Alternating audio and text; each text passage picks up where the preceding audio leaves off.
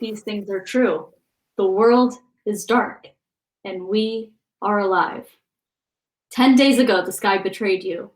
The world went dark. The Bachelorette vanished. At the Nemacolin Resort in Farmington, Pennsylvania, with its 22,000 acres, offers diverse lodging with an impressive collection of 5-star dining outlets, you and your fellow finalists were alone. The fall into chaos was sudden and predictable. The set was filled with riots and fear. Production walkies promised that the Bachelorette was not gone. She was still on set, somewhere in those acres and acres of woodland resort. Order returned. And then 5 days ago they came. Now the walkies promise rescue that never comes. Now the lights flicker low, and the dark is where they hunt. Now you hear the screams of the last of the production crew. Now they're coming for you. Keep moving. Don't lose hope, and stay in the light. Welcome to this game of 10 Candles Bachelorette. Yay! Hi, everyone. Welcome to this game of 10 Candles Bachelorette. As you know, this game has been very near and dear to my heart. I'm really excited to be doing it on Q Times. It's my first time GMing. I'm excited to have these wonderful people here to die horrible deaths tonight. For those of you who don't know, 10 Candles is a game of tragic horror. We will see how long that lasts, but we will do our best to have a good time and get spooky with it. I'd love everyone to introduce themselves. We can just go around this. We can't really go around a circle because circles don't exist on Zoom. But I can call on a person and then you can bop it off to someone else. Feel free to introduce yourself. Don't feel the need to introduce your character just yet. We will be getting into that. But tell the lovely people who you are. Sam, would you like to begin? Well, I'm Sam. I'm Sam Delev. You probably know me from usually on Monday nights, and I am looking forward to dying horribly at the hands of Revati and these delightful players. You pick a person now, Sam. Jackson, what's your name? Who are you? Think fast, Jackson. I'm Jackson Lansing. You may know me from Vast, which Sam was also incredible. Which actually several people here worked on. Almost everybody here except for Revati worked on Vast in some degree. So that's awesome and weird and cool, and did not realize that was true until just now. Anyway, coming together. Right. So I'm Jackson. You might know me from Vast or from my extensive work with Colin Kelly in your local comic book store. I am extremely happy to be here for two reasons. One of which is that we get to be here for 10 Candles in Revati's first game. The second is that this is the very first time I've ever been on a live stream with my wife. So I'm going to pass it along to her, Alex. Tell the people about you. Hello, I am Alex Klimovich, and yes, this himbo is my husband. And this is my first stream ever, I think, other than I used to work at Nerdist and Geek and Sundry in the behind the scenes. So I think I was on briefly, but yeah, this is my first stream. I am generally a behind the scenes person. I work in animation currently. So this is going to be a trip. Let's do it. I'm going to pass off to the wonderful Anne. Cool. My name is Anne Mortensen Agnew. I was a writer on Vast. One of my favorite shows that I've ever worked on. I'm also an animation writer. I've worked on DC Superhero Girls, which is probably the exact opposite of what we are doing here tonight. I am very, very excited to get murdered and or murder somebody else. I don't know. Let's all just chill out and have a great time. Gina, I believe you are up next. Hello, I am Gina DeVivo. You know me around here. I do random things on the internet, like paint my face. And today, I tried to make myself look as identical to my partner as I possibly could. and I think it worked out. It's pretty cool, and I'm really, really, really excited to be in this game. Gina's wearing the exact same outfit that Joey wore in his headshot. It's real weird. I love it. I'll be honest, I didn't realize that you'd done the face really, like, but now that I see it, it's uncanny. It's Joey's beard. And we also got some of his Did you structure. trace his face? No, really impressive. It's this face. There's this face. It's right next to me, and it's his face. Do you need my You face? had to peel the You need- skin off special. Face. Here, come, give your face. We need the. Hey, it's a beautiful face. I'm much more contoured than you. Yeah, you've done more makeup. But yeah, welcome to 10 Candles. It's this game. For those of you who are new, that's okay because we have a lot of people who are super new to this game. And we're going to figure it out as we go. The only thing that, the only way this game needs to end is everyone needs to be dead by the end of it. So other than that, you can't go wrong. We're going to walk through character creation as you are to do as you play this game. The great thing about this game for new GMs like me is that you can really only do so much preparation for this game before you just kind of have to go with God. There's really not much of a choice. So if you're a new GM out there and you are interested in exploring the horror space, I highly recommend this game. And yeah, let's get to it. You all have, since there is no round the table, we have all assigned the people who are technically sitting to your rights and your lefts. But the first part of character creation is assigning a vice and virtue to everyone else. We have our setting. We are in the Nemacolin Farmington Resort in Pennsylvania, which is a 5-star resort, which is kind of insane. But also there are... It's kind of in the middle of nowhere, which makes it the perfect setting. Unexpected luxury. Unexpected luxury in the middle of nowhere. It's just really, it's begging for a murder scene. But right now we're going to focus on sharing each other's vices and virtues. What happens here in this part of character creation is everyone is going to assign a vice and virtue to another person. Alex is going to assign a vice to Sam. Jack is going to assign a vice to Alex. Sam is going to assign a vice to Gina. Gina is going to assign a vice to Anne. And Anne is going to assign a vice to Jack. These are negative character traits that will come into play in exciting ways in the game. So if you could all send your vice, examples of vices are stuff like greedy, alcoholic, kind of a douche. Those are perfect examples of what makes terrible people. And as we all know, The Bachelor is full of terrible people. How dare you just describe me like that? I know. This is me specifically dragging Jack. Yeah, thanks. It's great. But yes, so we're going to go ahead and assign our vices to these people. And once we have done that, I'm going to give everyone a second to do that.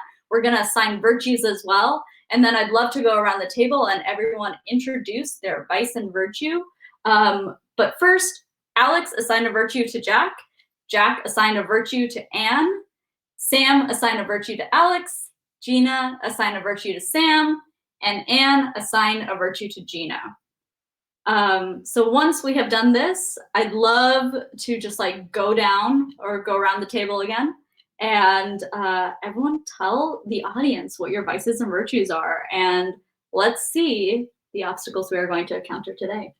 So yeah, who wants to go first? Does anyone want to go first? This is great. I used to be a camp counselor, if you believe it or not. This is what this feels like a little bit. It's great. Honestly, being on The Bachelorette, I often feel like Chris Harrison is just one big camp counselor for all these people. He's just winging his therapy half the time. So let's start with you, Jack. Let's start with you. All right, great. Am I introducing my character or am I just telling you my vice and virtue? You know what? We're going to go ahead and just start with vices and virtues because this is how the traditional 10 Candles games goes. Yeah. But for everyone out there playing yourselves, do it however the fuck you want. We're just going to go in the traditional order. So we usually start with vices and virtues. only. Great. So my virtue is that I am endearing. My vice is that I am controlling. Yikes. So I'm the worst kind of Bachelor candidate, basically.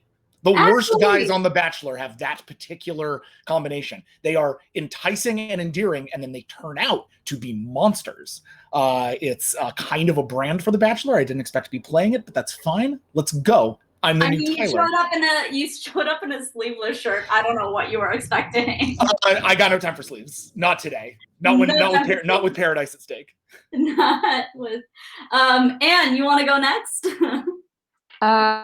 Yeah, sure. So my virtue is I am selfless, but my vice is that I'm also a little bit envious. So I'm excited to see how these two things play out with each other.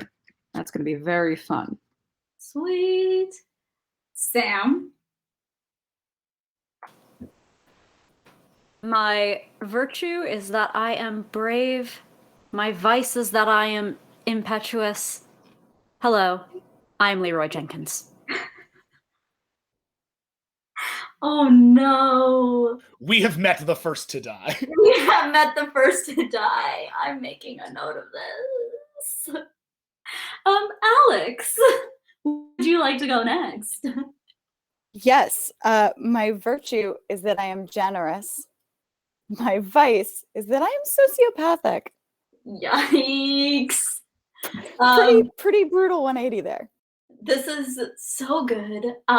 So Alex and my friendship is what happens when you put a Hufflepuff and a Slytherin together. So I am all here for a sociopathic Hufflepuff. This is gonna be good. This is gonna be good. And Gina, are you rounding us off again? Your turn, my friend. Yeah. My virtue is that I'm collaborative. And unfortunately, my vice is that I'm manipulative. So, No. so I think I'm primed to at least be one of the two people possibly being proposed to, if we ever find the Bachelorette. I remember working with you in group projects in school. Yeah. So speaking of whether you're not going to find the Bachelor or not, the next step usually in this is where I introduce the module. So we're going to talk a little bit about what you are going up against tonight. So, good evening, y'all. It's another shocking season of The Bachelorette, a show that you are a contestant on. This show is once again filmed in Farmington, Pennsylvania at the Neiman Cullen Luxury Resort, and the resort is as gorgeous as the pictures suggested it to be. Sprawling woodlands, 5 unique lodging experiences, a casino, a wildlife academy, a ski resort, and a private airfield. Why would you ever want to leave? You have been offered a steady supply of champagne since you got here, and you have not so subtly been cut off from the rest of the world. This is the most fun you've had since Stagecoach 2019. Some of you came here for love, some of you came here for fame, all of you expected the journey of a lifetime. Kitty McCree is the star of this season. She's the Bachelorette. Your group dates have included a talent show, a country writing song contest, and a fake Irish wake, a cute homage to Caitlin Bristow's season, where you pretended your Bachelorette was dead and you attended a wake for her. Each of you had a magical moment with Kitty. Week 6 is here and hometowns are coming up and the pressure is on. And then the sky betrays you. The world goes dark and the Bachelorette is nowhere to be found. That was 10 days ago. It wasn't so bad at first. Production does its best to reassure you that this is completely normal and it's easy to accept. A missing Bachelorette? Weirder shit has happened on this show. She probably just jumped the fence for a moment of self-reflection. And the sun suddenly blacked out. I mean, the thing about night shoots is they happen at night, so you can't really say you miss it. You have all 152 rooms in the sprawling rose gardens of the chateau to enjoy while you wait for this to blow over. 5 days pass, and you start to see figures on the horizon that cast long shadows. Faint figures that flicker as if they are cast by candles. Something taps on your window each night, as if it wants to be invited in. One by one, your producers and crew leave to investigate. One by one, your numbers dwindle till it's just the 5 of you. You've been on your own for 2 days, and it's starting to get colder. If you want that rose, you're starting to think that maybe you have to find Kitty yourself. And with that, I am going to light the first 3 candles. Next, we're going to go around and share our character concepts.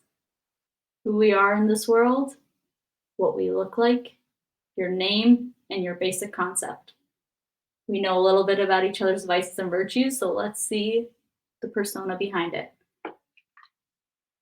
I would love for Anne, I don't think we started with you. Let's go ahead and start with you.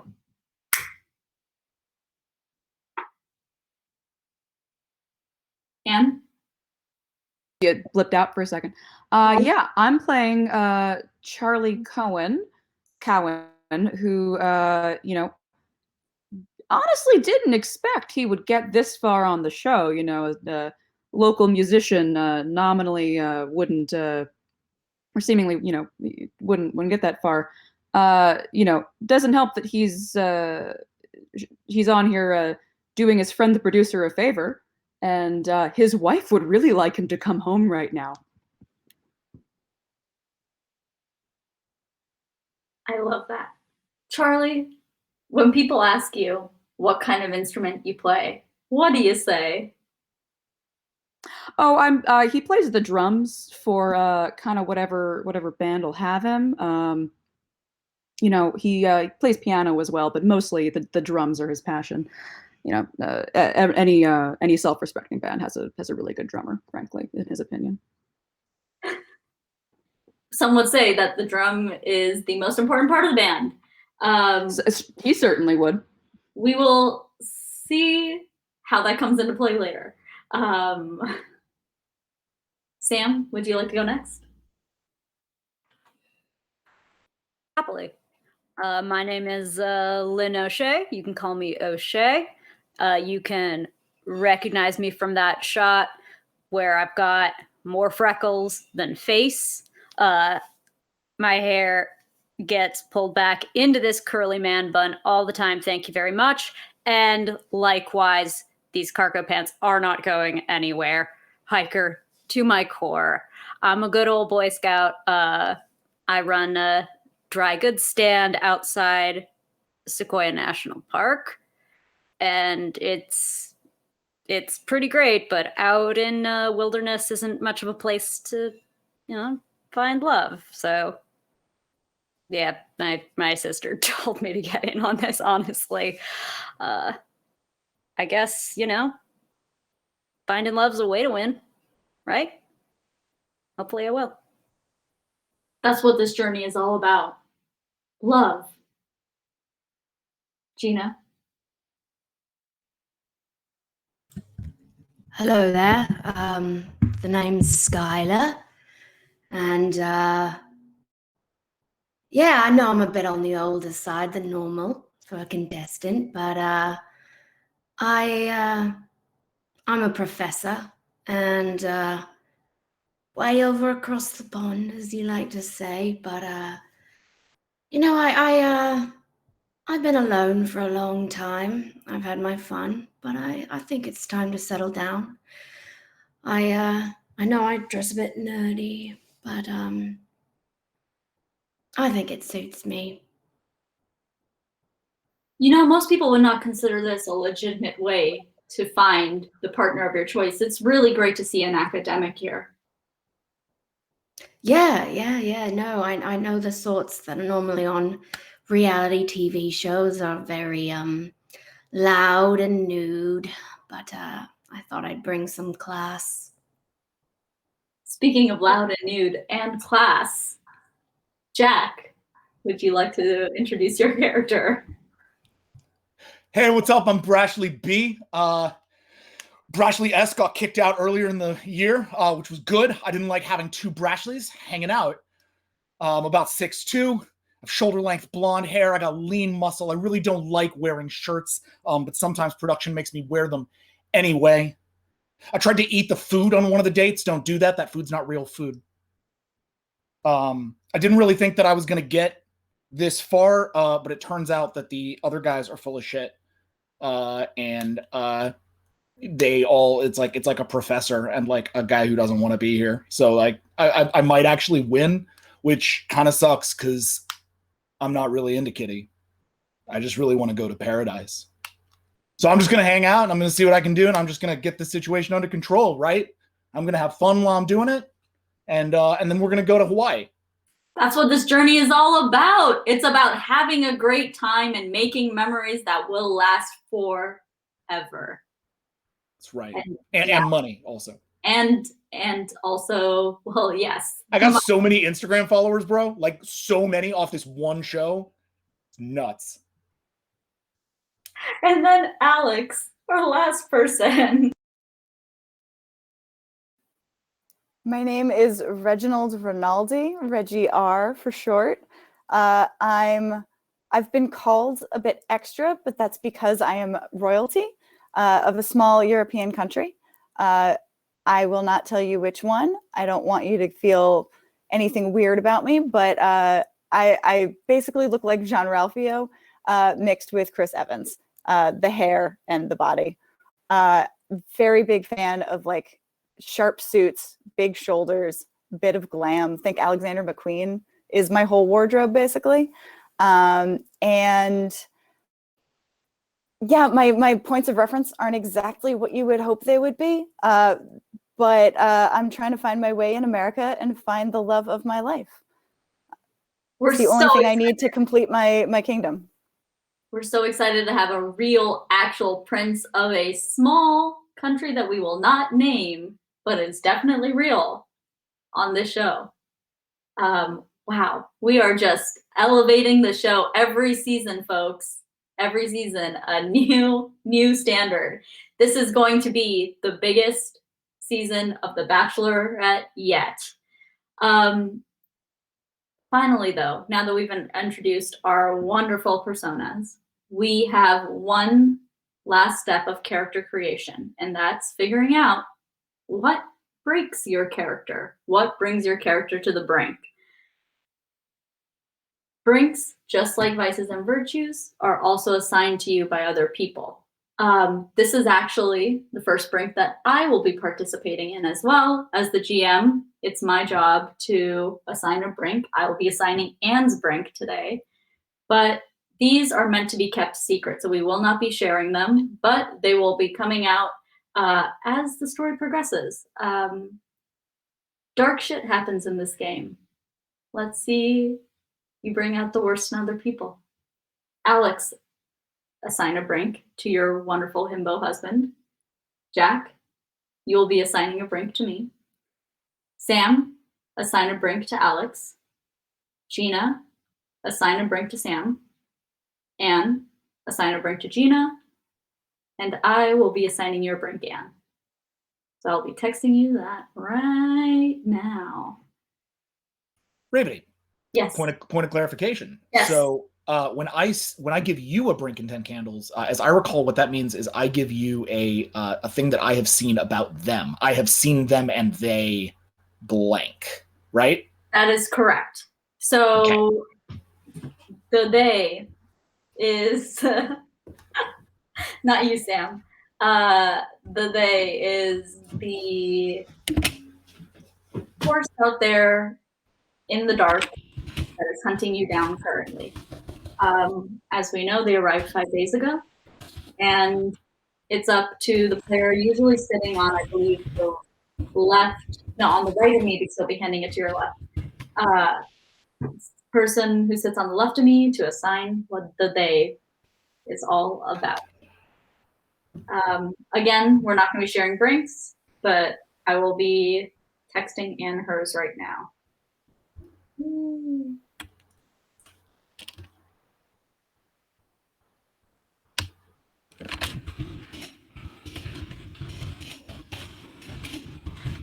With that in mind, Our final step is to arrange the stack of index cards. One should have your vice on it, one should have your brink on it, one should have your virtue on it, and the fifth one is your moment of hope. Did we talk about moments of hope? We did not. I fucked up, y'all. Here we go. We're going to talk about moments of hope real quick.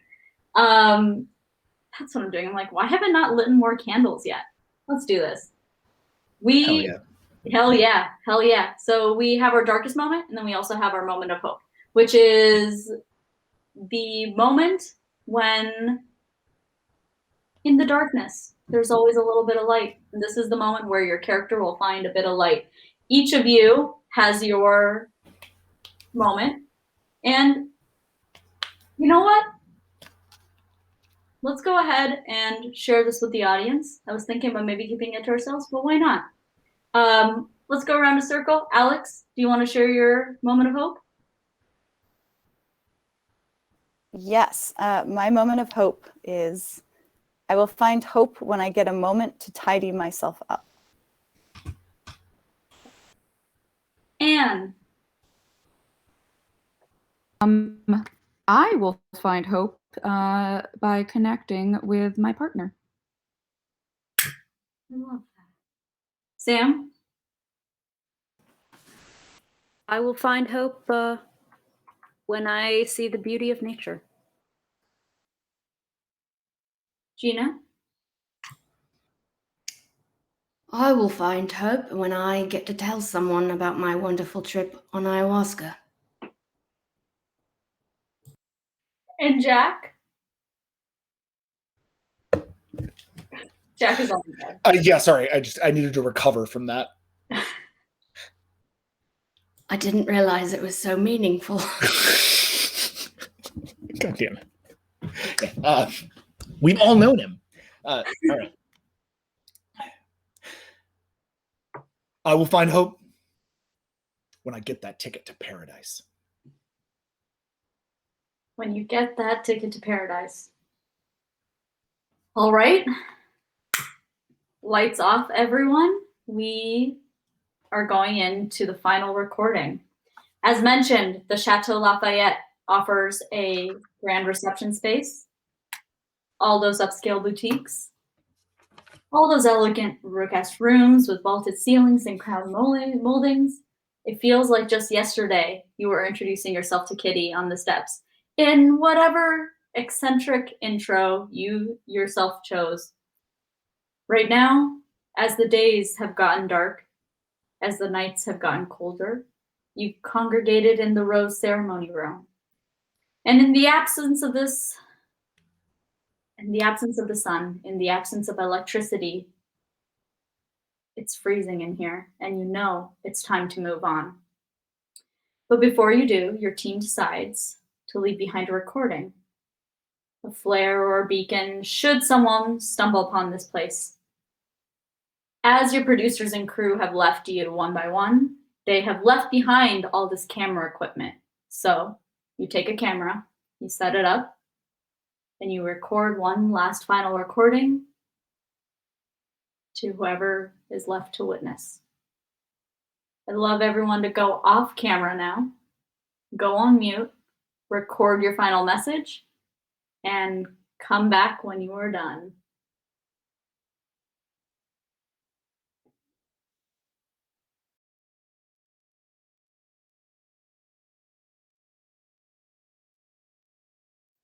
It's exciting. For everyone else, I've gone ahead and lit all 10 candles now. It's still light outside, really fucking with my vibe here. But, you know, we're gonna make do.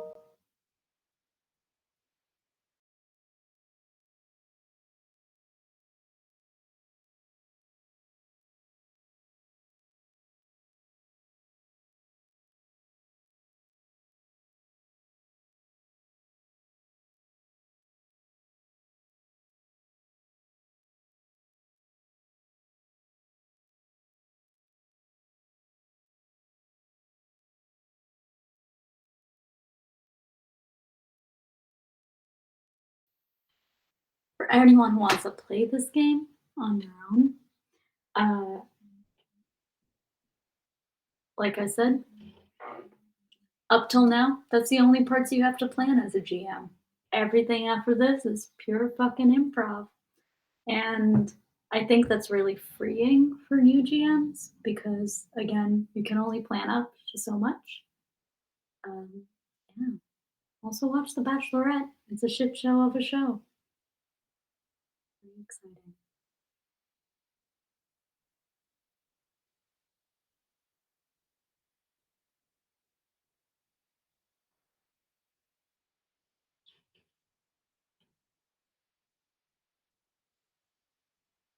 The first to have returned.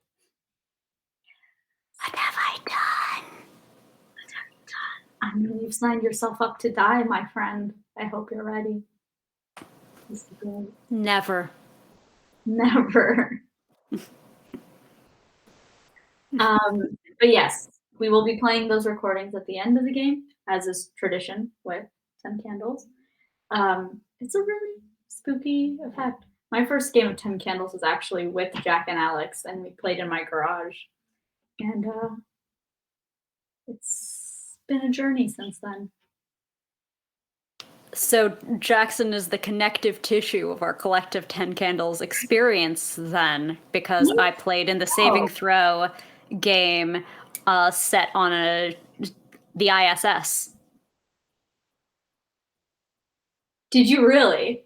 It was also the week that there had been like a Freedom of Information Act request for the inventory of the ISS. And it was the nerdiest thing for me to be so excited about. But he let us pick anything that was actually on that list. I was so happy. I was so happy. I was so happy. I love it. I also realize you guys can't make me laugh because once one of these candles goes out, I'm treating that like law. Once the candles go out, we move on to the next scene. So don't make me laugh. Otherwise, I might accidentally blow one of these out. I will definitely not make you laugh and hasten our deaths. God damn it, Sam. That's not something I would do. God damn it, Sam. God damn it. I don't understand why you're so frustrated. I'm helping. This is the helpful. I told you I'm definitely not going to sabotage you. And you said thank you. I definitely don't want you to do that. That's what you said, right? In pre-show? That is actually exactly what I said. There we go. Right. Revisionist history. Because it's better the second time. It's the best. Revisionist history. I also have no roses, which sucks. Oh well. I've got a flower. Do you want me to get it? No, it's okay. Oh wait, maybe. I mean, you couldn't send it to me, so it wouldn't make sense. No, I could not. I could hold it up in front of you and describe what it feels like and smells like.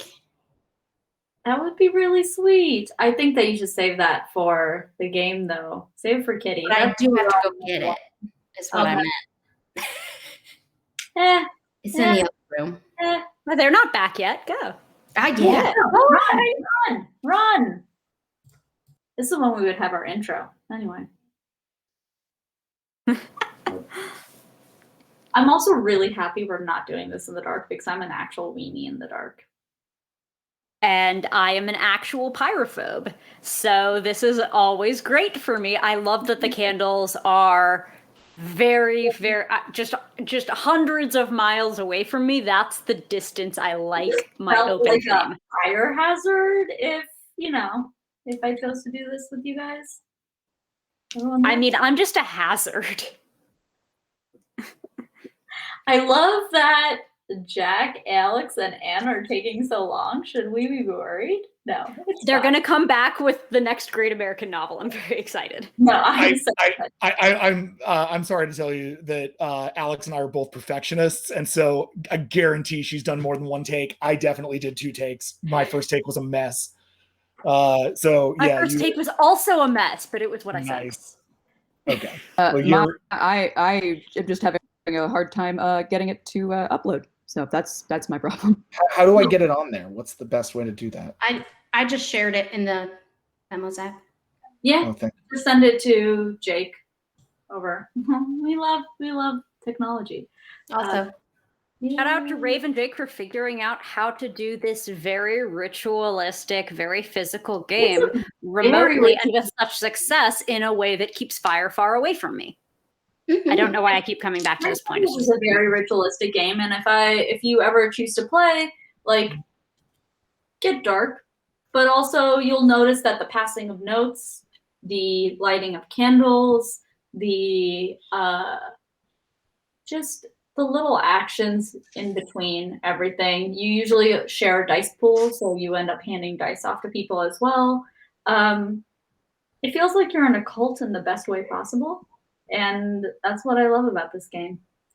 The second Anne comes back, we will go ahead and dive right into the game. Narration begins with y'all. As we emerge into conflicts, I'll have you roll. 10 Candles is a game that really begins with the players taking control of the narrative, and as time goes on, it gets weird. So, Jack is right. If he said I was recording it more than once, I was. And one of the times, only one of the times, was because he was yelling very broy, and I'm pretty sure it was on my last will and testament. I'm sorry. It was great. I was like, yes, it's a good take, and then I heard him broing out, and I was like, oh no. I feel like that's Brashley though. It's so Brashley. I hate to tell you, Brashley's the villain. It's pretty clear that Brashley is like in the Bachelor sense, he's the villain, which is a bummer. I didn't want to play the villain, but I think he's the villain. That's all right. We can't control what the editors do to us, man. Yeah, exactly. That's true. So with Anne back, we can officially commence the game. As you guys have seen, character creation is a big part of this as well. And now we know exactly how to fuck with everyone at this table. So with that, you're in that stone room. You've decided to move on. You've recorded your final recording. And with that, we begin the game.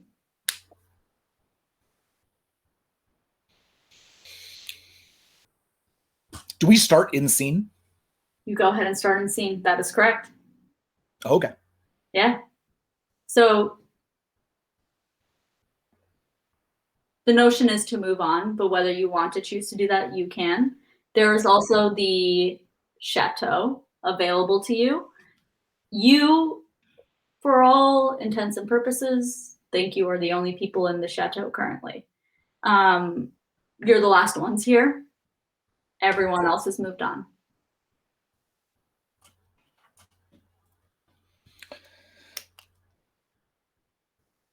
Brashley comes out of his recording session pumped up. Okay.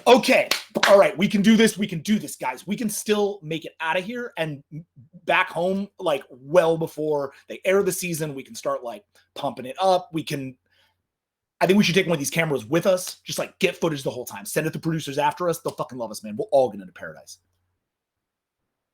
You want to carry it? Go for it, friend. Right on, man. Yeah, I'd like to help. You want to help? Yeah. Skylar walks forward with a whiskey glass in his hand that you've never seen empty or fuller than it is. It's just stayed constant. And you don't know how, but it's there. Yeah, fuck, let's go. I'll help you. I'm ready. I'm Russell Brand all of a sudden. I hand you. Brashley throws you a microphone. Oh shit, we're singing. No, man. You're gonna you got like that British voice, right? So you're gonna narrate. Oh, just like walk us through it, like you know, like Chris Harrison style, man. Yeah. Okay. Oh wait, hold on, Gina. Let's just make this the first roll. Roll to catch that microphone. Great. Let's figure out how rolling works in this game, y'all. Keeping in mind that if Gina fails, the scene ends, a candle goes out, and we move on. Yeah, no pressure at all. Catch your microphone. Here we go, Skylar. I'm ready. So, Gina, go ahead and roll all 10 of your dice right now because we have 10 candles lit. Okay. And what am I looking for? You're looking for your 6s. Well, how many did I need? You needed at least 1. I got 2. Okay, amazing. Usually you'd be rolling against me, but right now I have no dice in my pool because we're at the beginning of the game. As candles go out, GM gains dice. But right now, 2 is all you need to succeed. Did you roll any 1s? No. Perfect. We continue. You catch that, and you have narration rights now. So explain to us what happens and where we go from here. All right. Well, I catch the mic and I sober up, but only a little bit. And what did you need me to say? Oh man, just Is like this a whatever. rescue mission thing? We're rescuing ourselves, bro. We have to get Oh, Kitty. I like that. I like that. We're gonna save ourselves. How are we doing it with my voice? When you say we gotta save Kitty, Brashley turns to you and looks serious for the first time maybe ever that you've ever seen him look serious. And then he like brushes it off pretty quickly. But for a second, he's sort of like, can't believe you just said that, and then goes back to fixing up the camera to take it with him. We don't need to go for her, bro. Not your bro friend. But if you're all into this camera business, you think the producers are going to like you if you just abandon her? That's a good point, mate. I look over to the other two who've been quiet and just visually taking their temperature. We should try to go find her. If not for that, why are any of us here? I look pointedly at Brashley.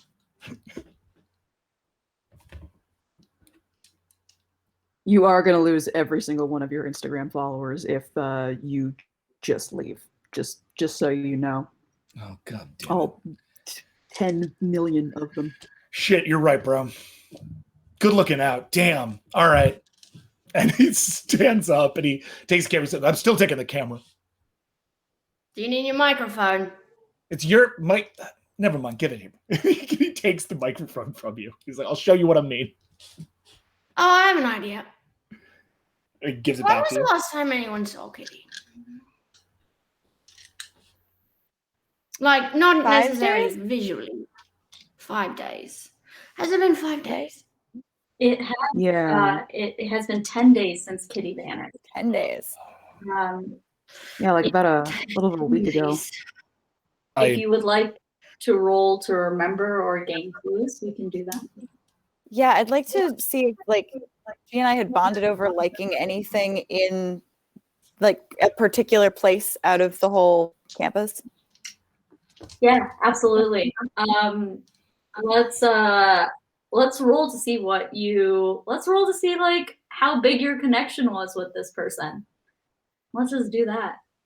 Go ahead and give me a roll of 10 dice right now since there were no 1s rolled. I got a 6. You got 1 6. Okay. Got 1 6.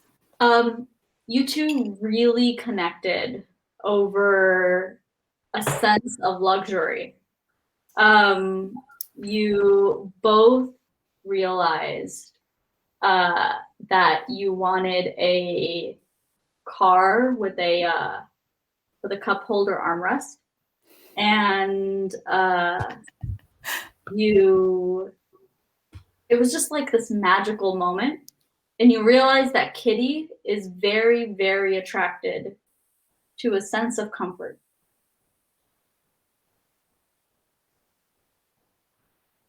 So, narration rights are yours, Alex. Where do you lead the team based off that? To the spa. Which actually feels like a pretty secure place to go, I would assume. And probably has lots of candles to keep it lit. Feels like a smart thing for her to do. Yeah, so this scene is completely under your narration, so you can describe like how you like if you run along into anything there or if you see anything on your way there.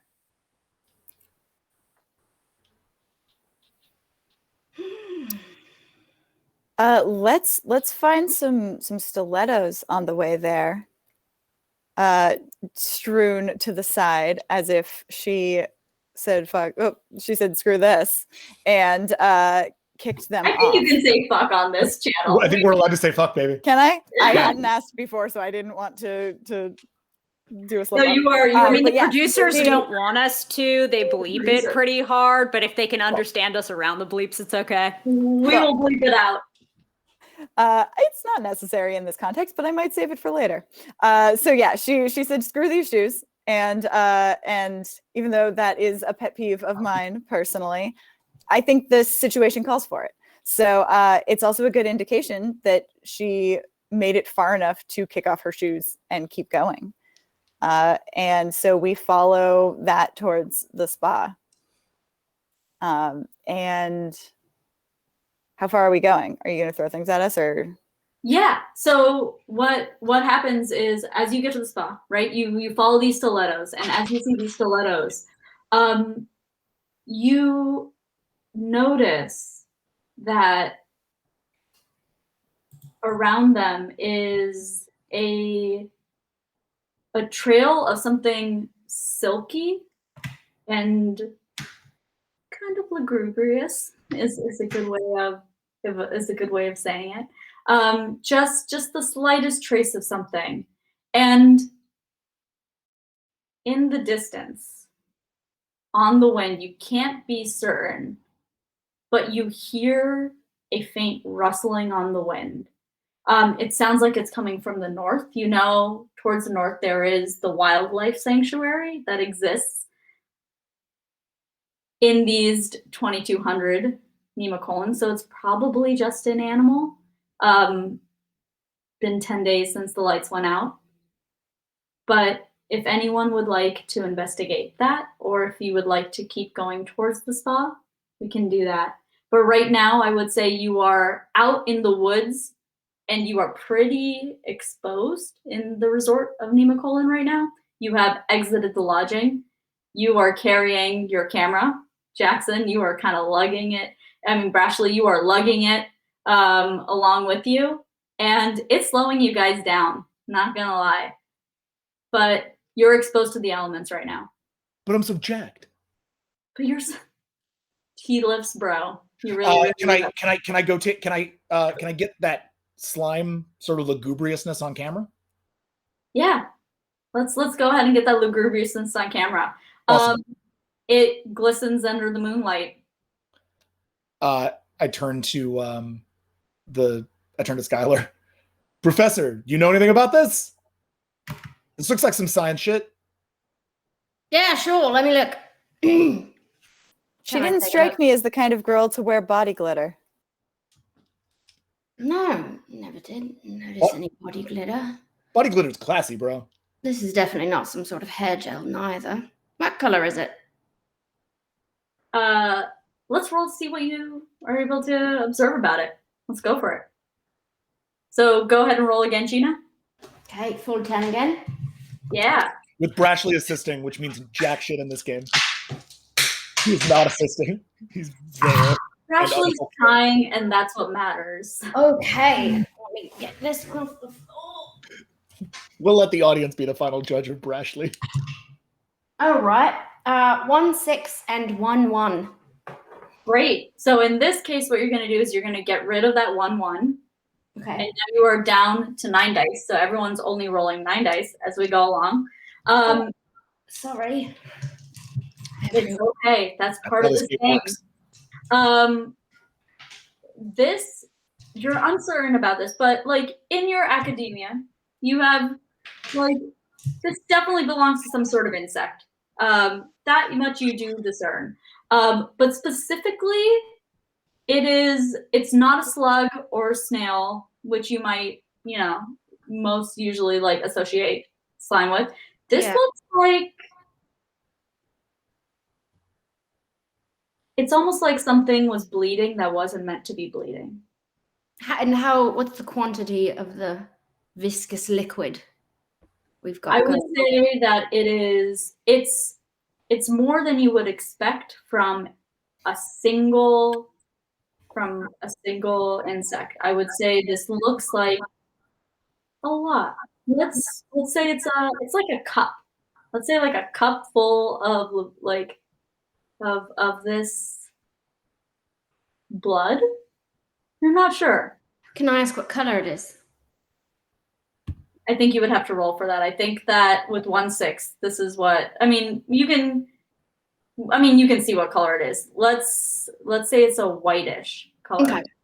Yeah. Right, because if it was blood colored, that's quite Yes, if it was blood reaction. color, you would be able to tell it was blood color. Yeah. All right. Well, unless the producers have added some sort of fear factor quest where you consume a load of bugs, this seems to be some sort of leftover from some sort of slug-like creature. Dude, do you even watch the show? Like, they ate so many bugs last season. They made a bunch of the girls on The Bachelor like stick their hands into skulls and shit. It's the producers are sadists, man. This is probably just some prank. I'm telling you. Bunny What? bugs are edible. It's no big deal. When you say the bugs are edible, Brashley literally bends down, puts his finger in the goo, and like Not does, this bug. We don't know this bug. do that. Don't do that. Very highly unrecommended. Does Brashley put it in his mouth? he like gets up to here before they all say that, and I'm just gonna roll to see if he stops. Okay. Okay. Just before it touches his tongue, and he looks at you guys and goes like, babies. It's just producer junk, I promise. And he walks away with the camera, heading off wherever Reggie is taking us. So yeah, do you continue on to the spa then? Yeah. Great. Yeah, but now that he's heading up the party, I'm just gonna be like, bro. Yo, what's If up, bro? anything comes at us, you throw that camera first. Like, look at you guys. It's really smart, bro. Do we have your luggage with us? You said someone's dragging luggage. That's a great. I think that the only thing that you have is what you have in your pockets. If you want to share, Baggage. share that. It's a totally different Baggage. idea. We all have plenty of baggage. Right. I knew there was something heavy on me. If you want to share what you have in your pockets, you can share. If not, we can keep going. Once we get to the spa, though, now that we're here, that rustling grows louder, I would say. Maybe we hurry it a Uh, little bit. In order, Charlie sorry, like holds out his arm in front of the group and like goes forward just in case there is something there. Like if he would be the first to be eaten amongst us. let's go ahead and roll. Okay. So again, in 10 candles, you roll to get narration rights. So I get to make horrible things happen to you if you fail. And if you don't, you get to narrate your successes. Right now, top of the game. Okay. Well, I did get 1/6. Great. And I did get some ones, if that.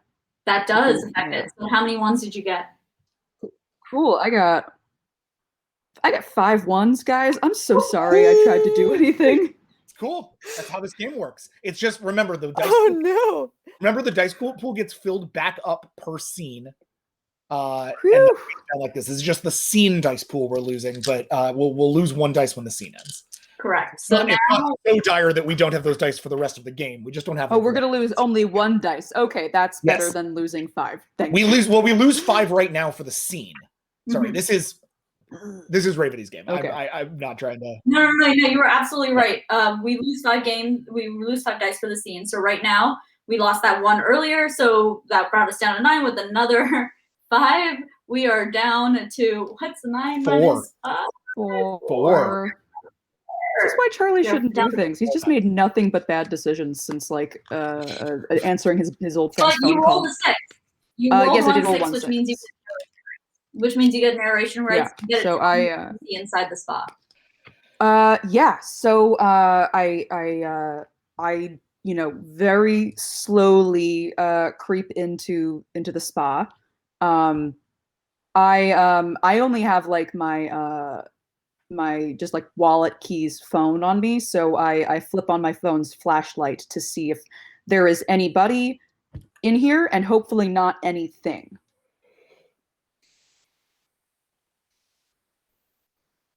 You hear just a little bit of a like a twang to that rustling, almost like it belongs to an instrument. Okay, that's weird. It's very dark in here. The lights aren't in here at all either. You are in the foyer of the spa at the moment. Like any 5-star resort spa, you have your front desk as well. Computer doesn't work, or you assume it doesn't work because nothing has worked here. That camera is a fucking anomaly in itself. There are rooms to go back into these small huts that have different substances in them. Like one room has jade, one room has marble, one room has clay, as you would find in any spa. But everything in here seems dark. If Kitty was coming here for comfort, she might be further down in the rooms. Or not. But that twanging persists. Are we within talking distance all of each other still? Yeah, say you O'Shea are. looks like they're about to split off pretty soon, but they haven't yet. Yeah, I'm gonna just say like, O'Shea, you're the musician. Any idea? Musician. I'll just jerk my chin over at Charlie. Oh, Charlie. No, Charlie. Sorry. Mix up names. Charlie, you're the Uh, musician. yeah. Any ideas what's going on here? Yeah, man. I don't. You know what? I wanna roll, I guess, to see if I remember anybody else having mentioned that they played anything. Let me roll for that. Oh boy. Charlie is Oh, yeah, we had that whole country music competition. Oh boy. So Yeah. we would have had an opportunity to see what Stagecoach. everyone did. Exactly. Oh, stagecoach. Okay, We so all I reminisce. I got I think a wash. I just got 5s and a 4. So I This think is the scene is wonderful. over. The scene is over. This is what this means. Welcome to the first scene ending in 10 Candles. How this works now is you complete out the narration for the scene. I'm gonna put out a candle, and then we will go around establishing truths. We can walk through that. So if you have any final things to say about the scene, Anne, before we move out, but you did not succeed. I don't remember anybody mentioning that they played at the very least like guitar or anything, like that. Part of that is like lizard brain panic fear overtaking everything else, that there could be something or someone in here with us, but he does not remember, but he does walk very slowly towards where he thinks it's coming from. Love it. So with that, I'm going to put out a candle, and I start with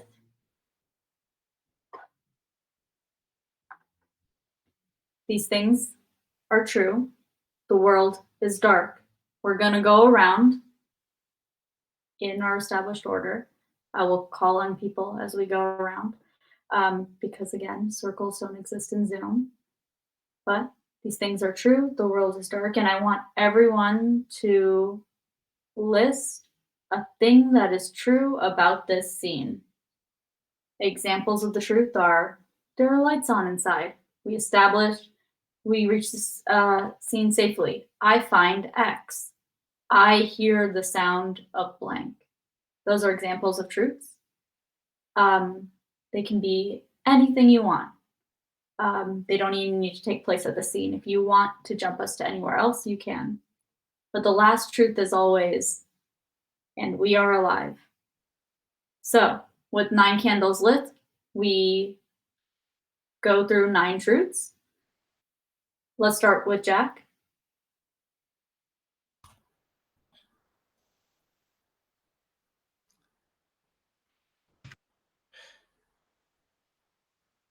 By the time we reach the guitar room, or the room the guitar sound is coming from, there is nothing there but a hole in the wall that opens to the outside, like something smashed it through. Anne? When we enter that room, we find someone else's final recording.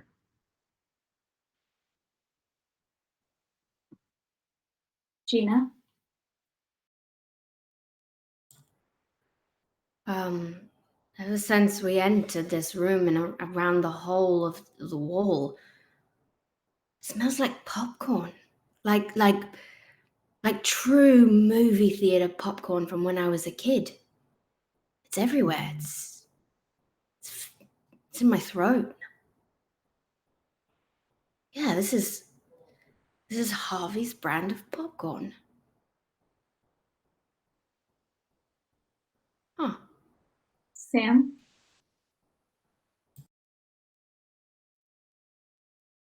When I looked through that hole in the wall, I swear the reflection from Charlie's light had a couple eyes gleaming back. Must have been nothing. Alex? As O'Shea is looking through the hole, the shower turns on.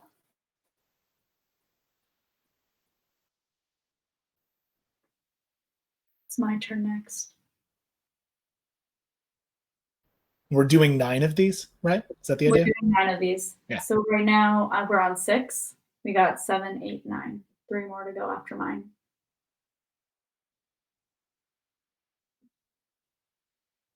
There are cracks in the floor, and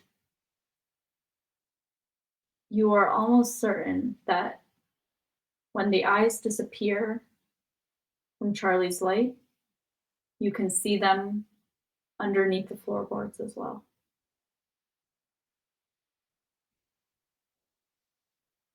We are going back to Jack. We run, desperately and terrified. 5 extremely out of our depth contestants into the dark woods beyond. Charlie? For a moment, just one moment, we are very certain that we hear somebody laughing.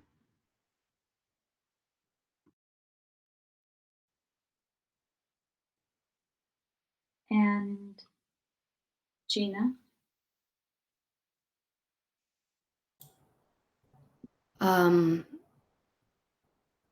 We keep running as we hear the laughter, and we change direction.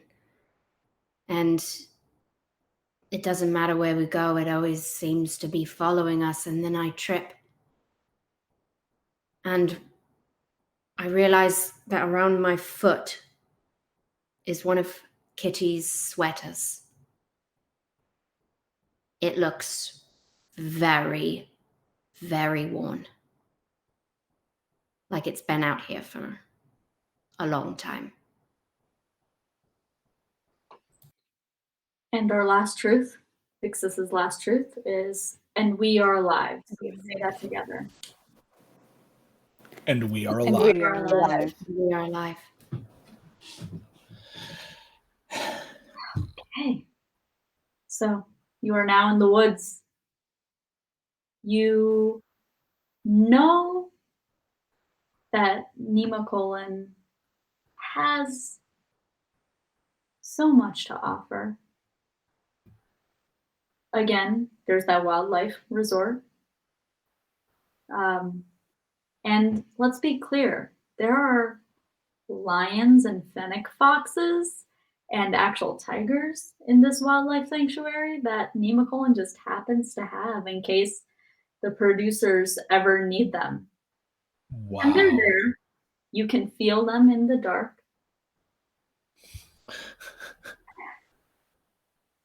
But excellent. But there's also that ski resort, and it feels like the snow is starting. The wind is catching the cold of the snow. You can feel that. Everything else is still dark around you, and these dark buildings stand like pillars, even in the woods. But you're in the woods now, and if that gives you comfort, knowing that you are further away from that laughter you uttered, you don't really feel it. So you're here, you have this sweater. What do you do? O'Shea's actually kind of back in his in their favorite terrain. They're a hiker. They're very prepared for this. This is one of the things that they really appreciated about this location, that for all that there's the casino and wild animal park and all that good stuff, there's also this. And this feels good. And it's not so unlike SAR, all right? We know Kitty went this way, or we wouldn't have found that, in all likelihood. We've been on a path, we've been guessing, but this is going well. So, if we're Kitty, where does she go next? I think we should try to make our way through the woods to the airfield. Right. I'm okay with that. Yeah, let's go get there instead of here. Yeah, that checks out. Let's go that way. Brashley has effectively not listened to anything. He is just staring into the darkness, genuinely just like watching it. Just that's all he's been doing since you guys got in here. He's not really interacting, but when you go, he will follow. But he's clearly like spooked to be out here and doesn't. However, O'Shea feels is the exact opposite of how Brashley feels in the woods. Shocked. You're right, bro? Yeah, bro. I'm fine. I'm just keeping, sentinel, right? And he looks at you like he has no idea, about like military terminology. Brashley, give me a roll. Cool.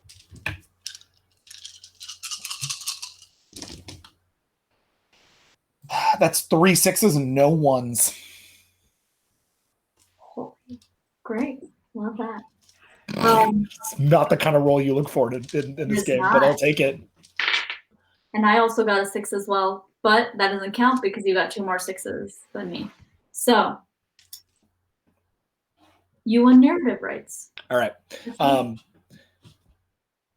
As we move, he effectively keeps track with you, just moving. We all move through, and I'm just like, I'm in the back, and I'm watching, dude, because like, who the fuck knows what's going to be in that darkness, bro? Like, anything could be in that darkness, man.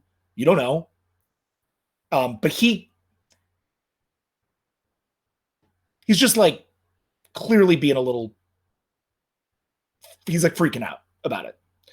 As we all get to the edge, I guess, of the forest near where the airfield is, I assume we would have to be moving through the wild animal sanctuary to some degree. Are there paths for golf carts or anything that would help get us there? So in this world, nothing works. Like again, right. The world is dark. The world is dark. So you could technically get into a golf cart that exists, but It wouldn't be useful. Very far. Copy. But just so that you know a little bit about this like location, this wildlife, it's technically called the Wildlife Academy at the Nemacolin Resort. It's usually has all their little fennec fox diplomas. Yeah, they do. They have fennec foxes, they have striped skunks, they have rabbits and reptiles, but they also have mountain goats and red sheep and buffaloes and tigers and lions and wolves. And you can see all of these if you want it. Oh shit, bro. Do they have any rideable animals? They got horses, right? I mean, you're narrating. For the trails. Okay, so in my first one-on-one, guys, he sort of turns back. In my first one-on-one, we went horseback riding. It sucks, man. I'm not really good on horseback, and the producers knew it, so they like put me in the fucking rodeo challenge, right? But it's fine. I made it look good. You know me. I wore like 1/3 of a shirt. It was awesome. But here's the thing, man. I got talking to the guys at the outside of production, like the guys who like run the horses, like the horse producers. And I was talking to them, and the horse producers were like, yo, these horses are race horses and they like go places. So if we want to get there, I own some stables. I bet I could help calm a couple of the horses. And I look and I go, that's what's up. Prince Reggie at it again. Let's do this.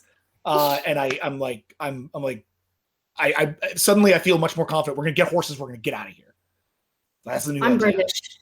Horses are pretty much a staple of our personalities. So in order to get to the airfield across this giant wildlife preserve, I would love for us to find the stables. We head to the stables to try to retrieve the horses. Yeah, absolutely. And these stables are there. These horses have, they've been fed, but they are clearly spooked, and you hear it as you walk up to them.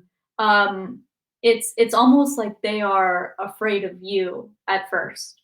I'm going to pull out. I have a tiny flute as one of the things in my coat, and I'm going to pull out the tiny flute and play a single note that calms the horses.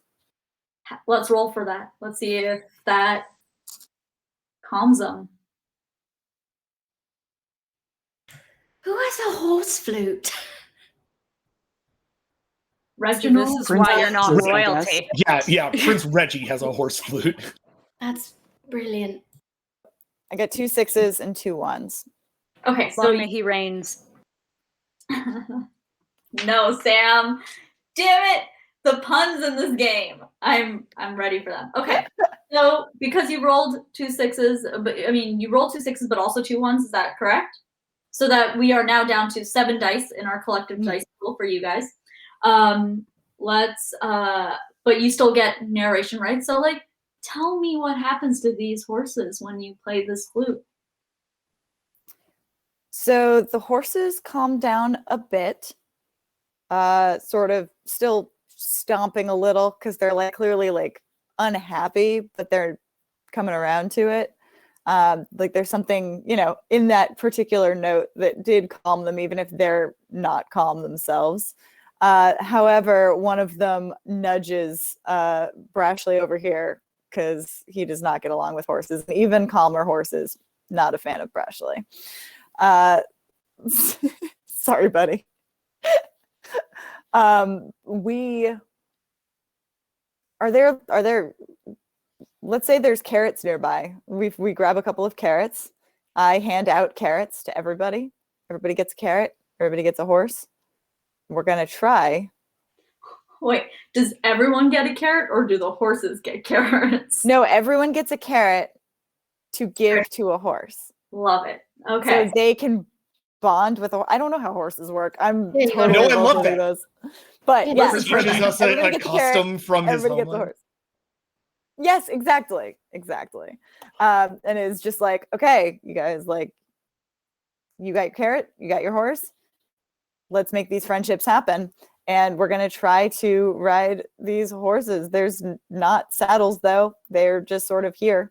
And so it's going to be rough. There might be some struggles. There might be some injuries trying to get on these horses. Oh boy. It's a resort. There might be a walk-up around for people who aren't used to them. If we can find the tack, we can at least get bridles on them, even if saddles are going to be a bit of a pain. Then just walk them by, and anyone not horse people can get on. Dude, does like everybody who got to hometowns know about horses? Shit. They have trail rides in Sequoia. Kitty likes horses. Yeah, she like has a room full of like horse stuff in her place. It's she's really into horses. It's kind of weird, honestly. You got to go to a place.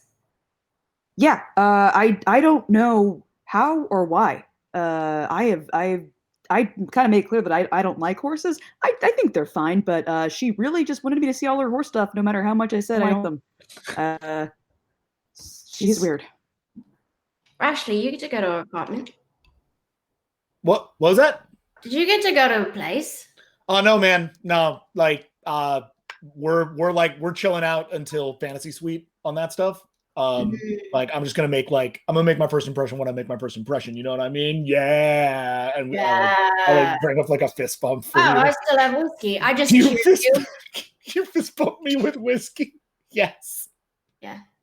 I forget. Are you still holding the video camera as you're doing this? I have the video camera. Okay, in the other hand. I just making sure. Yeah. I'll go look for the tack. Yeah, right on. Yeah. Well, I don't. Let's. Is that? And I literally look at O'Shea like super fucking clueless. I'm like, is that something they eat or something you put in their mouth? Both. The latter, in fact. Right on. Cool. Nibbling and eating is sort of the same. And he kind of looks around and he's just like picking up objects and being like, is this attack? Like he's trying to be helpful, but he doesn't know how. With the horses settled down. Hey, yeah, go, Lynn. for Ashley, can you do me a favor? Go outside the stable, just right there, and give me a wind direction. If they're spooked, it might be coming from scent of one of those wild animals, haven't gotten fed in who knows how long. You got it, Ranger Bro. And I do one of these and I head outside to get the wind down. He needed to be busy, I say to Skylar. That's smart. Yeah. Skylar, I'd like you to roll to find some tack, and then I'd like Brashley to roll to taste the wind. Let's start with Scott, since that was happening first. That means something else in Brashley's universe normally. Does that mean that he just like didn't lick his finger? He's just sticking his tongue in the air and trying to determine that way. That's exactly what's happening. Dude, if you lick your finger, it's like just like a little bit. There's so much on your tongue. It's like way more sensitive. What am I rolling? How many Bleep that a few times. I think we're down to it was 7. We down to 7? We are down to 7. So go ahead and roll 7. And I Roll to attack. 3 6s, 0. Damn it. I got 1 6. Damn it. But in that case, you still win narration rights. So you find this tack, but what else do you find in here? So, found the tack. I also find a couple buckets of feed, which should come in handy should a hungrier thing come along. I found a couple of flashlights. They're not currently working, but they're like the big heavy metal ones, like for security. So could be good for thwacking. And yeah, it's just sort of mainly a utility closet. So, you know, things like mostly bridles and pads for the back and stuff. Not saddles though; those are sort of a little further down. But it's all sort of in a row and start gathering the things. As you pick up those flashlights, they feel a little sticky in your hands as well. Right, goo again. Hey, goo again. Goo again. Charlie goes over and shines. Oh, yeah. Oh, sorry. Go for it. I was gonna say Charlie goes over and shines his phone flashlight on it to see if it's the same color and same substance as they encountered before. You know what? Let's go ahead and have you roll for this. Okay. Okay, great. I did get a 1, but I also got 2 6s. Wonderful. How does this impact the roll? Because I lost a couple of 1s on the roll you asked me to do on the wind taste. Oh, interesting. So but you just haven't had me call that roll yet. So I have not had you call that roll yet, so it does not count just yet. Okay, got it. So then I'll pull back on the dice and re-roll it. Correct. So in this case, Charlie, you go ahead and get narration rights for this as well. So you tell me if it's the same or if it's different. You know what? He looks at it and kind of horrifyingly, it is a different substance. Like it is still like viscous and sticky, but it does not smell the same. Kind of smells worse, and it's got a slightly different color. Like enough that it's maybe the same general type of whatever it was, but still kind of distinctly different. And he backs up away from all of that. Wonderful. As you are backing up away from it, we're going to cut to Bashley outside, who is tasting the wind, as they said. I wish I could show you this. I wish this was on camera. Oh boy. Well, you have. I was supposed to roll 6 dice, right? Yes. I rolled 6 1s. Do you want to burn a thingy? Can you burn a thingy? Like yeah, so yeah, this is what we call the full death. Like that's like the worst roll you could imagine in a 10 candles game. That said, I was wondering, how do our stacks work again? We have our virtue, our vice, and our brink, but they're in whatever order we want, right? Correct. Brink is always at the bottom, though. Brink is always what? Brink is always at the bottom, though. Got it. Brink is always at the bottom. It can be virtue or vice first. Okay, cool. Correct. And I can burn that to re-roll. Yes, you can burn it to re-roll, if you so choose, but you have to use that trait, vice, or virtue in the moment. Right. 100%. I would like to do that. Okay. I have a pitch for you for this. I know you probably want the 6 1s, Revati, but I really do. I know you do. If I lose on the reroll, go nuts. Mm-hmm. But perfect. Here's my thinking. Mm-hmm. He's out there, sort of endearingly tries the tongue thing, and it doesn't work. And so he licks his tongue and puts it in the air. It's all just cold. And he's like, I don't understand how to do this. He's walking around. He's like, it's fucking cold. There's fucking trees. And I'm looking for air direction. I'm kind of going out a little bit more. In the back, you hear, hey, more goo. But you're like, he's walking out a little further in the darkness. Just kind of distracted, getting the wind. And then suddenly he can see 2 eyes staring at him out of the darkness. And he doesn't know whose eyes they are. But he looks at them and he slowly brings his finger down.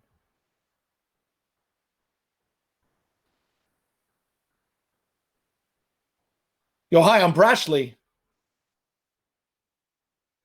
I'm not a threat to you at all. Like, I put on a good game, but I'm pretty chill. If like the producer sent you like, don't kill me, please, that'd be sick. From the darkness, you see these two eyes. And you can barely make it out the shape of what it is, but you're trying to put the pieces together, like trying to create an anatomy for this thing in your head. And what you can only assume is its mouth opens up, and from it, you hear that laughter, louder now. It's high-pitched, it's blood-curdling. As he saw the eyes, like as the mouth started, he was like, kitty? And then the mouth opened and he was like, no. As soon as you say kitty, go ahead and roll for me. Oh, okay. So this is my reroll. Yeah. It's a failure. It's a failure. Yeah, no ones, but it's a failure. Okay, beautiful. As soon as you say kitty, this thing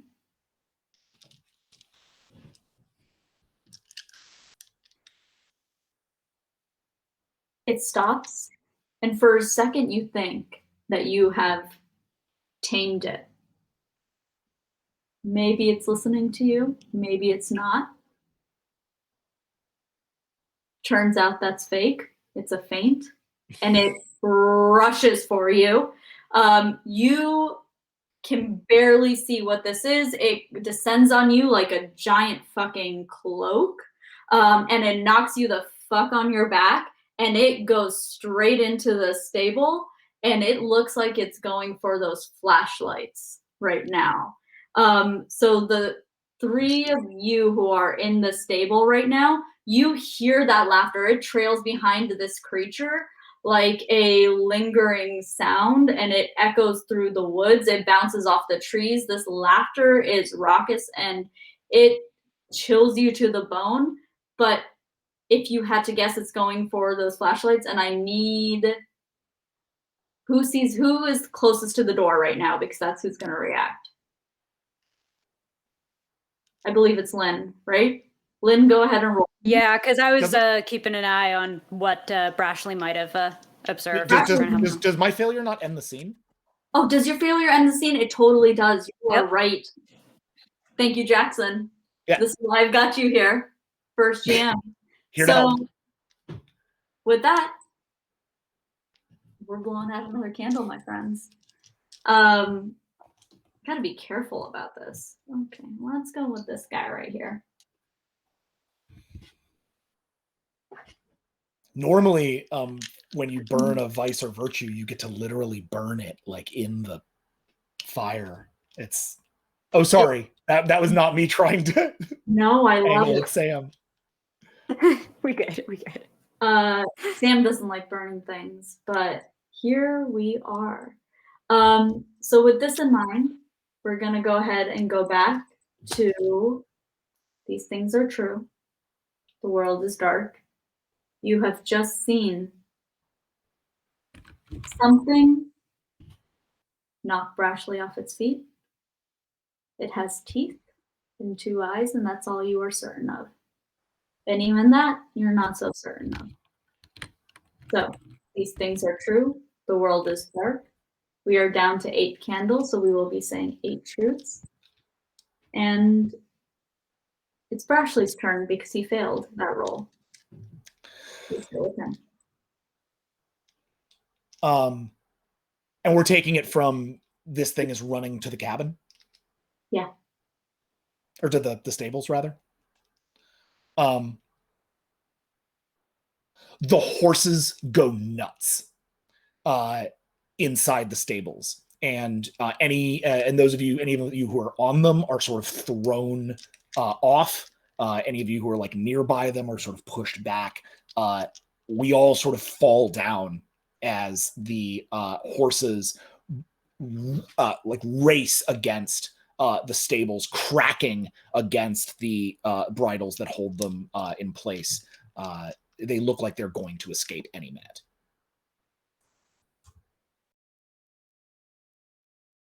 Anne? Brashley shouts back to you, "It's not Kitty!"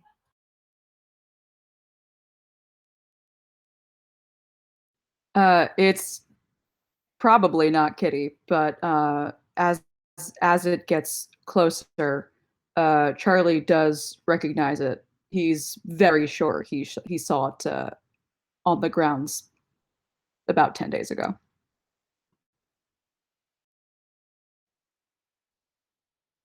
Can you repeat that last bit for me, Charlie? You broke up for me.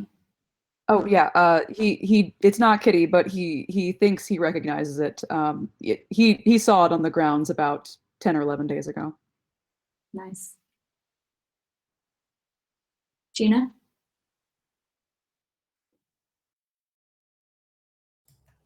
Yeah, Skylar was one of the people attaching some bridles to some horses. So when the creature sort of burst in, he gets sort of trampled a little by the horse that was currently being bridled by him. Nothing too bad, but Skylar definitely injures his foot as his shin and foot are subsequently scraped and then stood upon as he is knocked out of the way as his horse bolts out of the stable and the stall. Lynn?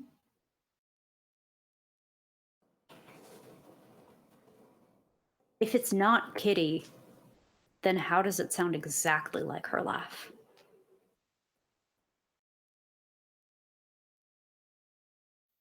Reggie?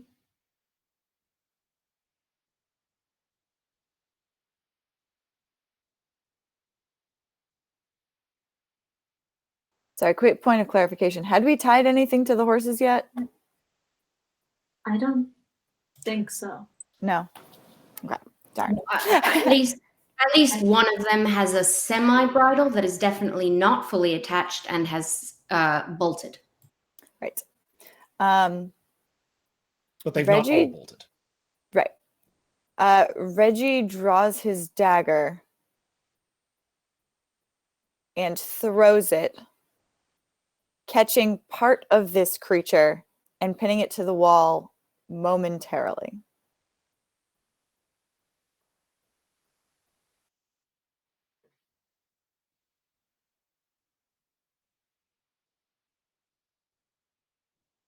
Charlie's phone that has been dead starts ringing.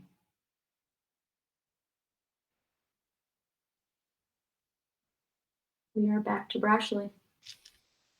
Brashley runs through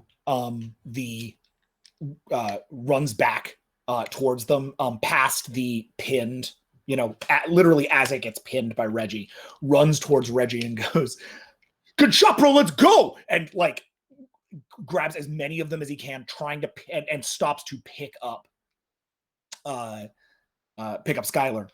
along the way, and goes, "Come on, bro, come on." Thank you.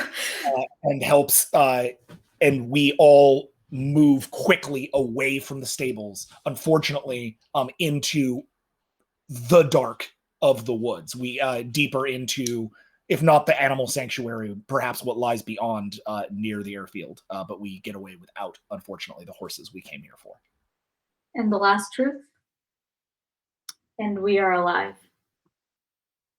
We are alive. So We are alive. We are alive. lead into this darkness. This phone is still ringing. You have left this creature behind you. Brashley? Oh no, I was just trying to do the math. I think we actually had, or no, because it's 8 truths including we are alive. Yes. That's my mistake. I'm sorry. I thought there were 8 truths and I was like confused. I'm sorry. No. All good. I'm also keeping count because I am bad at math. You're the GM. You're good. Yeah, we got you. But yes, phone ringing, creature pinned to the wall, supposedly. When this happens, you hear a shriek from the creature. It's no longer laughing, but you seem to have subdued it for now. But the darkness grows as you move forward, and you can see the wide expanse of the airfield in front of you. The plane you flew in is still there. But like everything else is still dark. Very, very dark. But maybe hope. You said my phone came back on. Did you also say it was ringing, or just that it came back on? It is still ringing, and it is the only sound that persists, and it is far back. Yeah, I opened. I take that call and I put it on speaker. And I didn't. No number came up. No name for my contacts. So hi, honey. Charlie? How are you? Charlie, where? Oh my God! I've been trying to get in touch with you. What is happening? Where are you? You were supposed to be home weeks ago. I just stutter. You know, I'm stuttering over in the corner. You're not here for the right reasons? Honey, Where are you? Where are you? Oh my God! I don't fucking know. I don't know. We are at the air. We're at the airfield, and everyone's gone. You're at And Poland? I couldn't. What'd you say? Did Marcus put you up for this? Dude, my apologies, but this probably isn't the right time to have a big argument with your wife, bro. I don't know. Oh my God, Has anyone called you? Yeah. I mean, no, but yeah. Yeah, kind of. This is like not going to be recorded, get home probably. Right now, what is? Baby, I am Brashley immediately starts recording. This is gold. Skylar grabs the phone. Hey. Not away from you. Also grabs it. Oi, what's your name, lady? Excuse me. This is Bonnie Cohen. I'd like you to put my husband back on the phone. Yeah, I just need to know. Is it dark where you are? Is it dark where you are? Is it dark where I am? What kind of question is that? I mean, it is 9 p.m. It's obviously dark. No. Yeah, honey, everything here, in addition to being nightfall, is just the electronics everything's dead. Like, you are literally the first thing that has been able to contact us that is human in How are days. you even calling? Everyone but us is gone. Yeah, how? I told you this was a production thing, guys. I told you. Charlie, this is a production. Sorry? Go ahead and roll for me. Oh, okay. I'm rolling 8 die. I have rolled 1, 6, and 0 ones. Okay, I have rolled 1, 6 as well, but so that means I get narration rights, goes to GM in this game. Okay. Bonnie avoids the question of how's the phone even working right now, and she just sounds like she's in hysterics. Nothing you do can seem to calm her down right now, and as it continues, she says something that feels a little off to you as you continue. So she's in hysterics right now. It's like, you said you were coming home. I don't know what's happening. Like, where are you? Why aren't you here? Why aren't you here? Why aren't you here? Why aren't you here? And she starts repeating this phrase over and over and over again. Why aren't you here? Why aren't you here? Why aren't you here? Why aren't you here? Why aren't you here? Why aren't you here? And it keeps going. Dude, turn off that phone. Come on, man. You gotta turn off that phone. This is some ghost story shit. my wife. Turn off my wife. That's not your wife, bro. That's a fucking robot or something. Why aren't you here? Where are you? Why aren't you here? I'm gonna smash it. Roll to smash the phone. Oh. Wait, we're back up to 10, right? No, you are up to 8 right now. We're down to 8. Cool. Sorry. You are up to 8. We're at 8. I'm rolling like fire tonight. Okay. Got 1 6. Oh, Wow. fudge. I got a 1 and no 6s. But only 1. But 1. Okay, 1. Yeah. So we're down to 7 dice then for the collective pool. Yep. Correct? But Yes. narration right. Let's go back to Well, no, did you get a 6? No. Then isn't that a failed? that is a failed roll. Yeah. That's the end of the scene. But I think I get one last, like, here's what happens. So you take the phone, you try to smash it, and granted, it smashes, but the sound echoes like it shouldn't. And you hear that cackling behind you from the stables as if it is heard where you are coming from. So you've just sent up a beacon. And with that, we send out another light.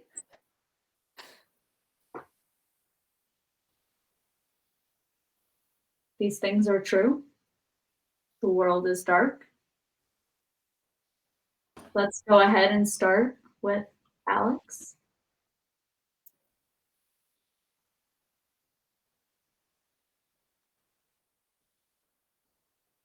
I throw the phone as far away from us as possible and head towards the airfield and tell everybody, like, we need to get away from that thing if we can. We have to try.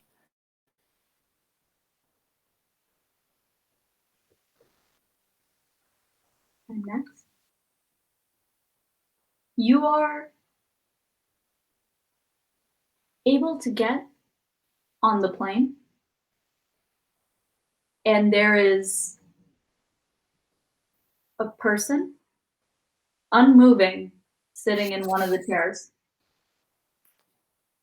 This is the same plane you flew in on, so you recognize the layout. Very few seats, small plane, but passenger seat, unmoving person.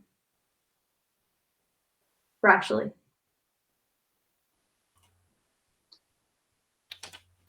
We look up at the unmoving person in the passenger seat as her eyes slowly move down to us. It is Kitty. She looks wrong.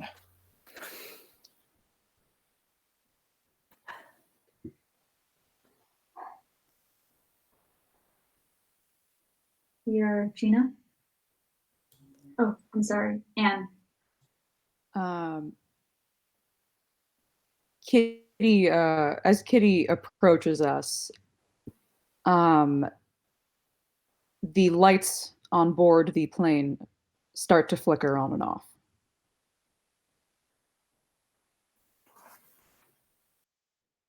Gina.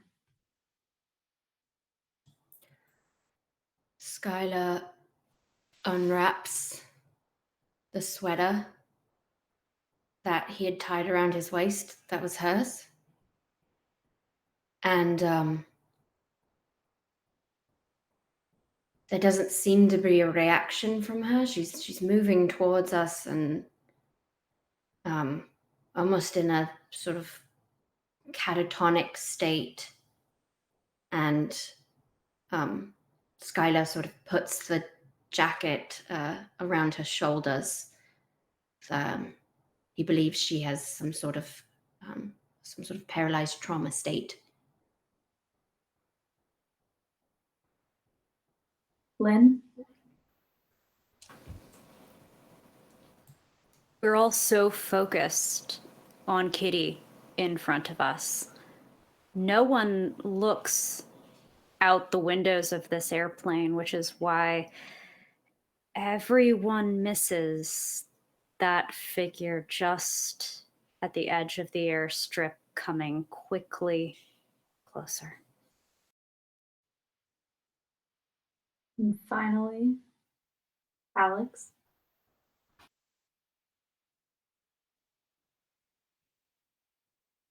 Muted. Kitty starts to lean in what looks like to kiss Skylar. And we quickly realize she is going to bite him. Oh, fuck. And we are And we are alive. And we are alive. alive. And we are alive for now. We are Now, alive.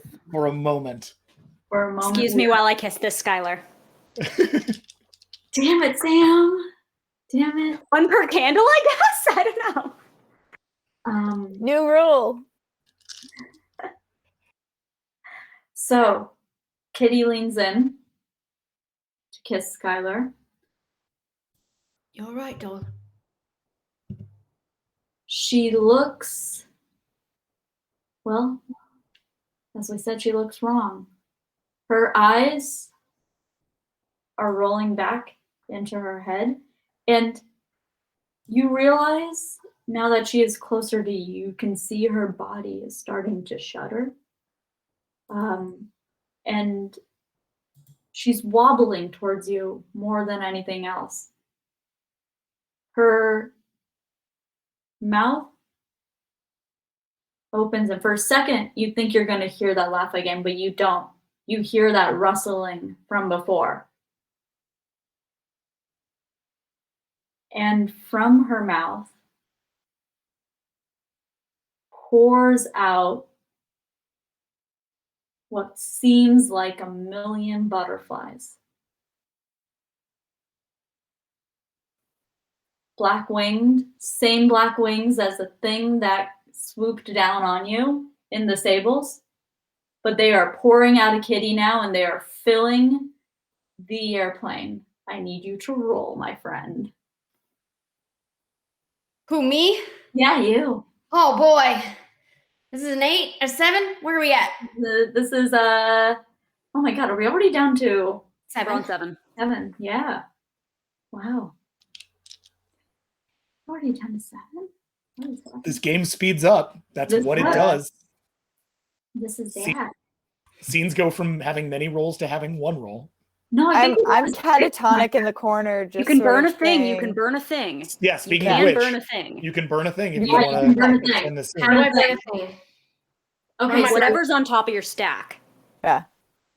So So your vice, your virtue, or your hope, whatever was on top.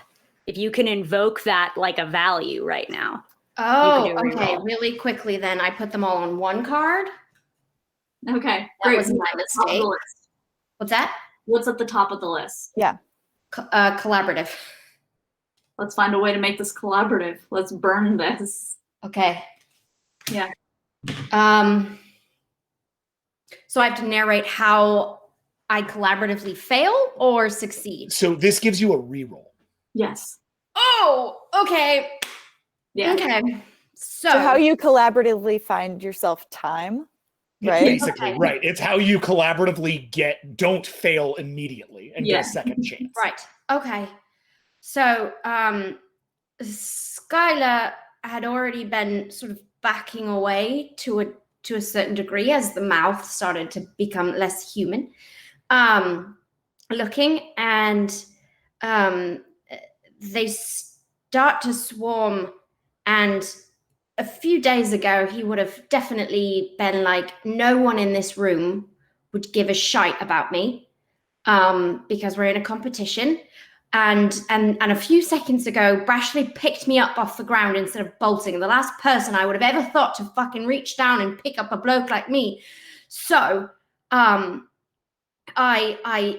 just turn away from her. I put my back to her to reach out to Brashley, to yank me in the right direction. A gesture of faith that they already haven't bolted out behind me. Amazing. Reroll. I hope I catch you, bro. I would also like to point out that our cat has entered the stream. Mm-hmm. Cat's A gesture of broship. I love gesture of broship. I'm here for it. I broship it. Aww. Um, is Brashley a bad bro? I got a 1 and nothing else. Hell yeah. You just got a 1. Okay. Brashley, I kind of want you to, what is going through your head when you see them reach out for you? So the whole time that she was coming up, Brashley was sort of muttering under his breath, "Step back, bro. Step back. Everybody, step back. Come on, come on." Like, he does not trust Kitty at all. He's been on this tip since before. He's not into her. And so he's like, back, this isn't right. This isn't right, man. This isn't right. And then that happens. He goes, "It's not right." And like, as Skylar turns, Brashley definitely like reaches out and tries, but was like, shit, and like just trying, with the butterflies. But he's just trying to be helpful. He's like a puppy dog, but he doesn't. I think he's just trying to push through and get it. He has everybody else under control. If he loses Skylar, he hopes he doesn't. But and with that failed roll, we blow out another candle, my friends. hell yeah. Hell yeah, we are. Hell yeah. So, these things are true. The world is dark. Let's start with ye old professor. Give us a truth, my friend. On The Bachelor, that's how they refer to him. Like it's like it has Skylar, and then his profession is ye old professor. Yeah, they've had an online Twitter like promotional of everyone's got like an archetype name, and so like they don't really use our names. They just vote for the professor, vote for the ranger, because you called Osha ranger earlier. So O'Shea, right? O'Shea. Okay. So yeah, the title is the professor trope. Amazing. Okay, so so we have 5 candles lit. Just letting you know that yeah. we have 5 truths left. The truth you get is the professor sees Brashley reach, but not step forward, because from the side, he can already see that he is more enveloped than is worth the risk. And you see anyone looking, which is everyone, because there's a monstrosity happening. You see Skylar resign his hand away from Brashley at the last minute and put his hand in his pocket as the butterflies wrap his form.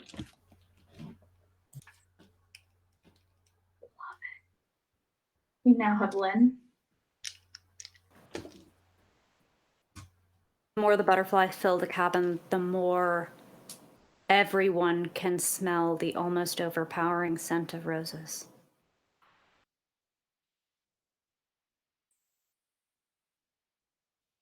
Reggie.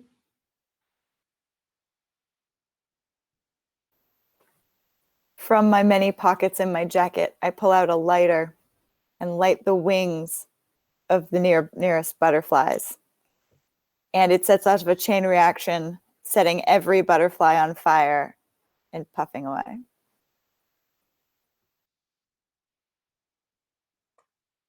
My turn.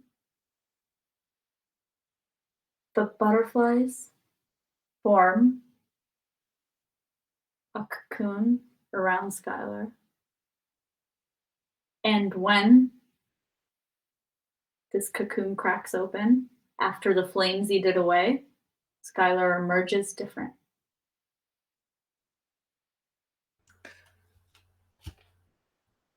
Brashley? I mean, I feel like Gina should be the one to make this call, but so I'll pitch it as a thing. If you hate it, I'll do something else. Let me hear it. You come out of the cocoon like 25 years younger. Beautified and perfected and bachelored. You're in full makeup and interview ready. You look better than the show could have ever made you look. And the last truth is always, and we are alive. And we are alive. Yes, and your hair And is we now. are alive. We are alive. And we are living. We are living. We are living our best lives. And we are alive, and we move on to the next scene. Also, I realized that I want you all to know that I do have a digital dice roller over here as well, which is why if I haven't been rolling physical dice, don't worry, I just haven't been rolling very good. Are we down to 6 dice now? Is that correct? We are down to 5 dice. We're down to 5. Yes. Okay, cool. When in doubt, Glad I checked. I thought we had. don't know. I think we're at 6 dice. I'm last- looking at Last candles. turn was 7 dice. Oh my god, Oh, you're wait. still right. Yeah. No, wait, hold on. But we have 5 candles. You're Is it directly corollary to candles? It is Yeah. directly corollary to candles. You are correct. So yeah, 5 now. Rolled one too many on We accident. might have then. had one too many And last. 6 when it was 7, or the other way around. Strike that. Reverse it. Do we? So it's 6 If this there are- round, or is it 7 Yes. this round? It is 6 this round. 6 this round. Good. Awesome. I just can't count candles. I can't count. This game sucks if you can't count. Sam, were you just about to Missy Elliott? Because that's also where my brain went. I have no idea what you're talking about. Amazing. But because we are about at a halfway point, I'm gonna call a 10-minute break, and we will be back in 10 minutes, my friends. Yay. Previously on The Bachelorette, Skylar, enveloped by a horde of butterflies, came out the other end, million years younger, looking so fine with a fine head of hair.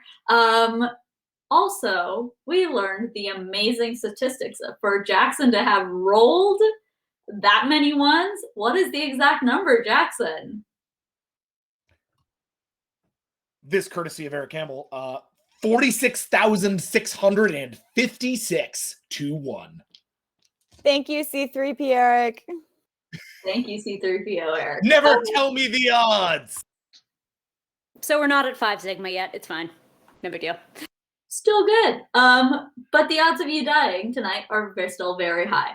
But we're back on The Bachelorette. Here we are. Lights are flickering on and off in this plane. Something is approaching very, very quickly. Skylar looks a lot younger, but before you have the opportunity to interrogate, that thing that's approaching slams into the side of the airplane, rocking the entire thing. You guys are sent off your feet, sent tumbling, and we're back in it.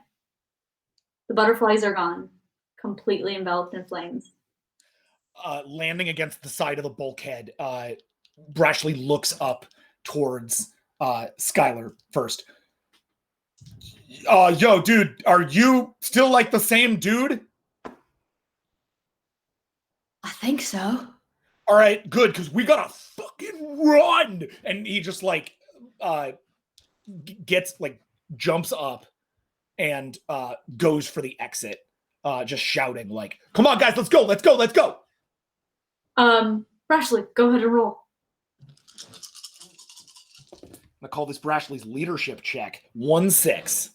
1-6. Okay. No ones. And I am rolling. The ones have already got me tonight. Okay, narrative control is all yours. Hell yeah. You got them all out of the way earlier. I did. Yeah. Hey, Len. All right. So Brashley gets the crew out. We run out down out of the fuselage because staying in the fuselage is we're just going to keep getting toppled. So he's like, let's go. And as you guys are getting down, he's looking around the airfield with no idea where to go. He just knew get off the thing, but now he's like put you in the place where the monsters are.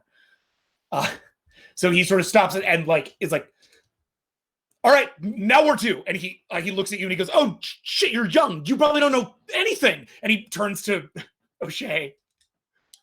O'Shea, Prince Bro, what are we gonna do? Sorry, Charlie, but like, and he looks at you like, I don't trust you with this. We should see if the Charlie doors just to was the like, tower are... Sorry. What's up? We should see if the doors to the tower are unlocked. See where anyone might have gone. Aircraft control. Move. And the moment Brashley turns away from O'Shea, it goes from they know exactly what they're doing to they have no idea what they're doing. They are saying words confidently. Excellent. Brashley is like, such a commander. Man, I want to be like that someday. Move. Come on. Let's go.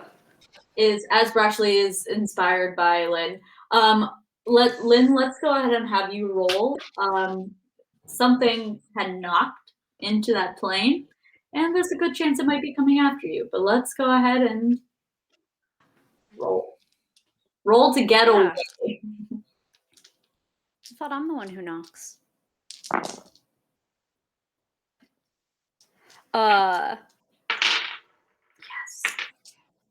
I'm gonna burn off my stack. Okay, sounds good because I got 2 6s. All right then. And so where Brashley was rear guard last time, sorry, Sentinel last time. O'Shea is taking that now. That if whatever it was starts to come at us, it comes at them first because they are impetuous. Love that. So I burn my vice and I re-roll and we hope. And we hope. I got a 6 and no 1s. Okay, great. So now I didn't end the scene. I don't have narrative control, but we stay in the scene. You stay in the scene. That is perfect. With that said, okay, here we go. This thing, you can hear it rattling the plane behind you. It has entered, it has slipped into the plane, and suddenly the rattling stops.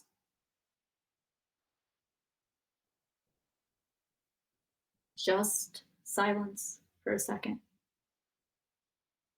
You guys are moving forward as you have so decided, but you can't help but be unsettled by the suddenness of how quickly that stopped. I'm going to raise the point. How sturdy is the flight tower? I like this plan, but if that thing has control of a whole plane, can it knock us over while we're in there? The building isn't illuminate. Plane is. We should be okay, right? Let's keep going. And We should be okay, right? I look to the professor real quick for that, not knowing what he's a professor of.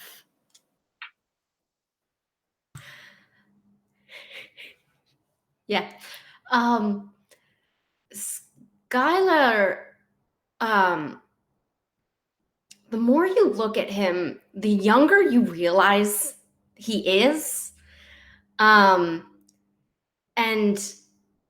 his eyes have definitely shifted. Like the Skylar you were talking to previously was very deep, inset eyes, very large bags. And now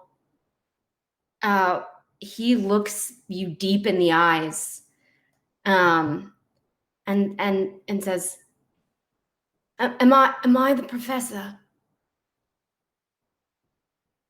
Oh no, guys, we have a Benjamin Button situation going on.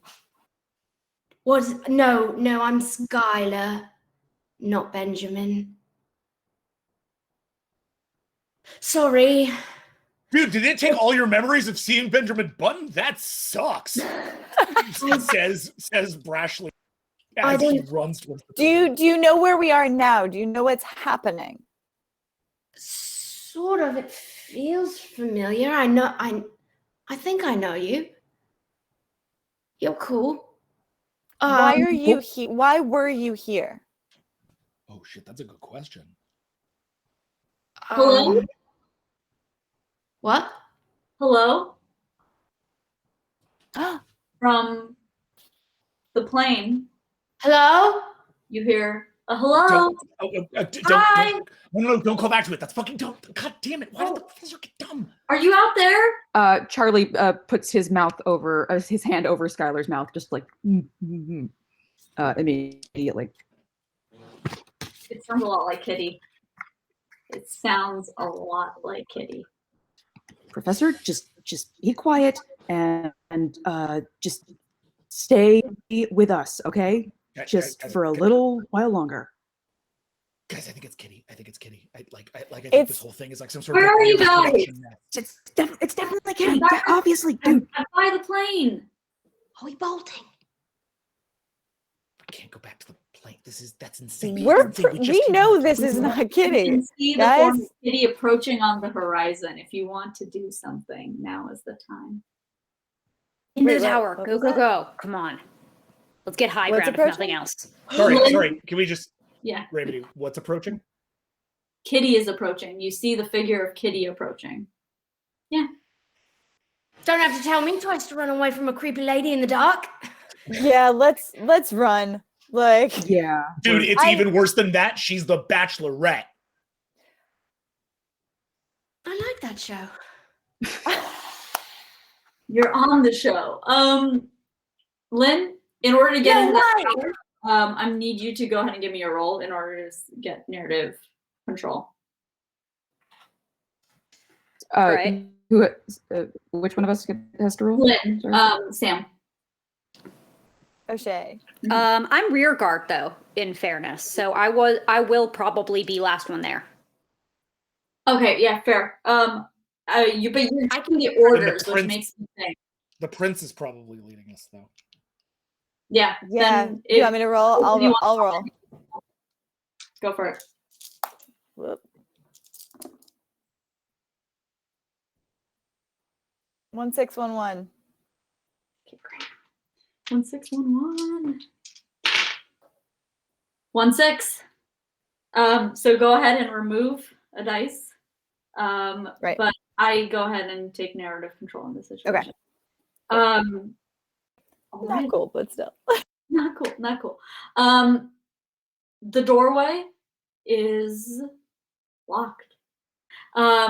If you want to be able to take this down, you're going to need a lot more force in order to open this door, to get up into that tower. But Kitty is approaching, and she is approaching fast. She seems like the Kitty you know. Hello? Oh my god, I've been looking for you guys everywhere. Stay away, creepy lady. What? What are you? She looks at you like she's trying to figure out what's happening here. I'm gonna ask her a couple of questions. Yeah. Can I do that? Yeah, go ahead and ask.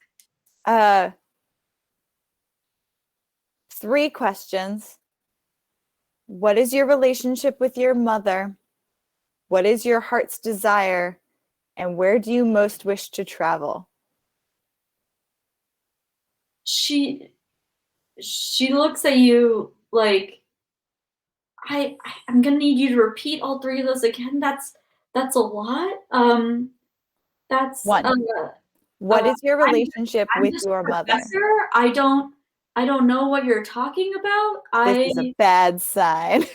We should run. I say you're the professor. And I'm. Oi, they already gave me that nickname. Get your own. I'm so sorry. My What? Wait. mother. Oh, nope. Oh, no. She is repeating. Oh, Nope. And she starts repeating in that same way. My mother. I'm a professor. I go to England. I'm in England. This does happened anybody before. This happened before. Let's go. Does anyone here have one of the flashlights still?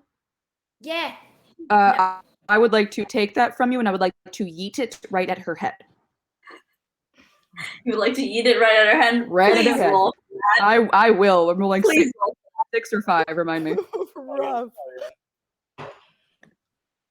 Am I rolling 6 or 5 die? Oh, I'm sorry. You are rolling 5 die. 5 die. Okay. 4? Great. 4 I'm minus sorry. 1 on the one that Oh, I'm rolling 4 because I okay. lost one. Prince Reggie rolled. 4. Please.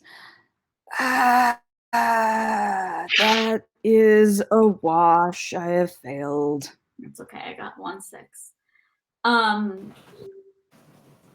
You yeet this, and she dodges it, but she looks down at this at this flashlight and picks it up and kind of holds it like reverentially, like she's looking at it, like she's trying to figure out what it is.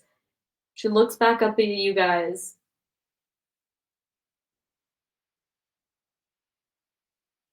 And just starts advancing. Just come. Hell no. Okay, I gave her a weapon, and that was my bad. I'm really sorry about that. I thought I could hit her. She is clicking at it. She is trying to unscrew it. She looks at it, and then she looks back up and opens her mouth, and you hear that laughter again. Just the high-pitched cackle. If I could cackle, I would. Maybe I should try. Do it. Try. It's the end of the Yeah. scene. It's all your heart. It's like a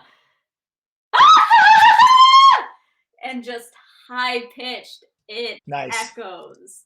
Nice. All right. And she's advancing and she's advancing and she's going for Skylar. And as she gets to Skylar, she's going to put her hands Already? How close am I to Skylar? I mean, guys, the scene is over. Oh. The scene ended. Oh, when the scene's when over. The scene is over when the roll failed. Right. But Hands on no. Skylar. Yeah. Hands on Skylar. And that's where we end. This is my one trouble with this game. My instinct is to just like survive and do all the things. Yeah. I remember the first time we played, Alex was like, but I refuse to die. And Oh, that was rough. No, this time I know we're doomed, but I still can't break that habit. It was the first time Alex had ever played a tabletop role-playing game, and she played 10 Candles. And it was like basically the worst. Like, I love 10 Candles. This is not a knock on 10 Candles, but for some time, Now I know what the situation not a way is. to introduce role-playing games. It's a hard lesson. Here's it's the a game. rough lesson. But hopefully this one is better. But these things are true. The world is dark. We have 5 truths, as we have counted. We're going to go ahead and start with failed roll came from Charlie, correct? Yeah. So we go ahead and start with you, Anne. Charlie sees the kitty thing going for the professor and feeling really guilty about his bad throw. He just kind of says internally, like, fuck it, and runs right toward her, trying to knock her away from him.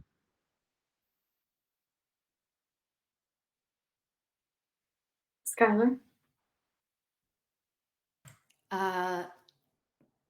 Skylar is the amount of confusion and fear that goes across his face makes you realize he can't be more than 18 in this body. And the fingers touch his face and he goes, and the truth you hear is whispered from his mouth, and he goes, I'm a primary school teacher.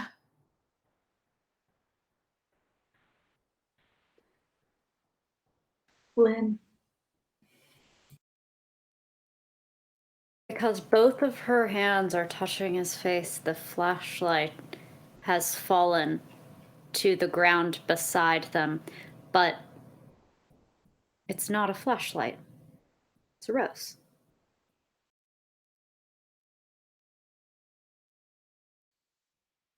Reggie. Oh, how do I follow that? That's really good.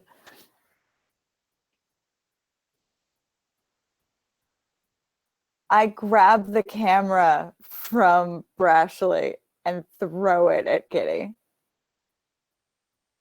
My footage, no!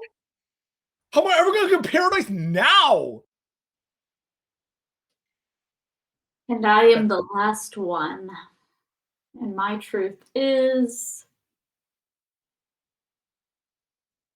you throw this camera at Kitty, and she dissipates into those million butterflies. They float up into the sky, and you are left with just more roses.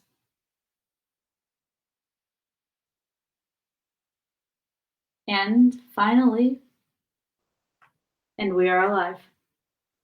And we are alive. We are alive. Right? The forest floor is littered with roses. The tower door is still locked. Kitty is supposedly dispersed into the trees. She has looked at you, Skylar, and you get the feeling that she did not like what she saw when she looked at you. So, Feelings mutual, babe. well, yes. Brashley goes up to the prince. It goes up to Reggie and goes, hey, so that was some deep, like, connection stuff. You just asked, not her, or maybe it is her. Shit, do you think the Bachelorette was a monster this whole time? That's crazy. I hope not. I didn't get any of that from our one-on-ones. So, but you guys, I mean, you had like 2 one-on-ones. That's crazy. Did you have like a connection, man? I thought she could be the one. And that's how I knew that was not her anymore. Wow, man. I don't think I've ever felt that feeling before. And he like sort of doesn't, and he like puts a hand on your shoulder and goes like, sorry, bro. I'm sorry too. Yo, you both dated that? You Hate to say it, bro. You did too. That's the whole deal here. Yeah, we all dated the rose butterfly monster, Charlie says, from the ground where he is currently laying, having fallen before he could attack the rose monster. Hey, come on, get up. I got you. Yeah, fine. You're good. Gets You're up, good. I Brushes whip his out hands a up. sewing kit in case, like, do you need any stitches, man? I'm fine. Fine. Let's just see if we can't get this outside this Back in my jacket. fucking tower. What? All right. And what do we think we're gonna get out of the tower, guys? Like, and I turn and I look at you like with like complete trust, and I'm like, O'Shea, like, give us a tactical lowdown, man. Like, what's up?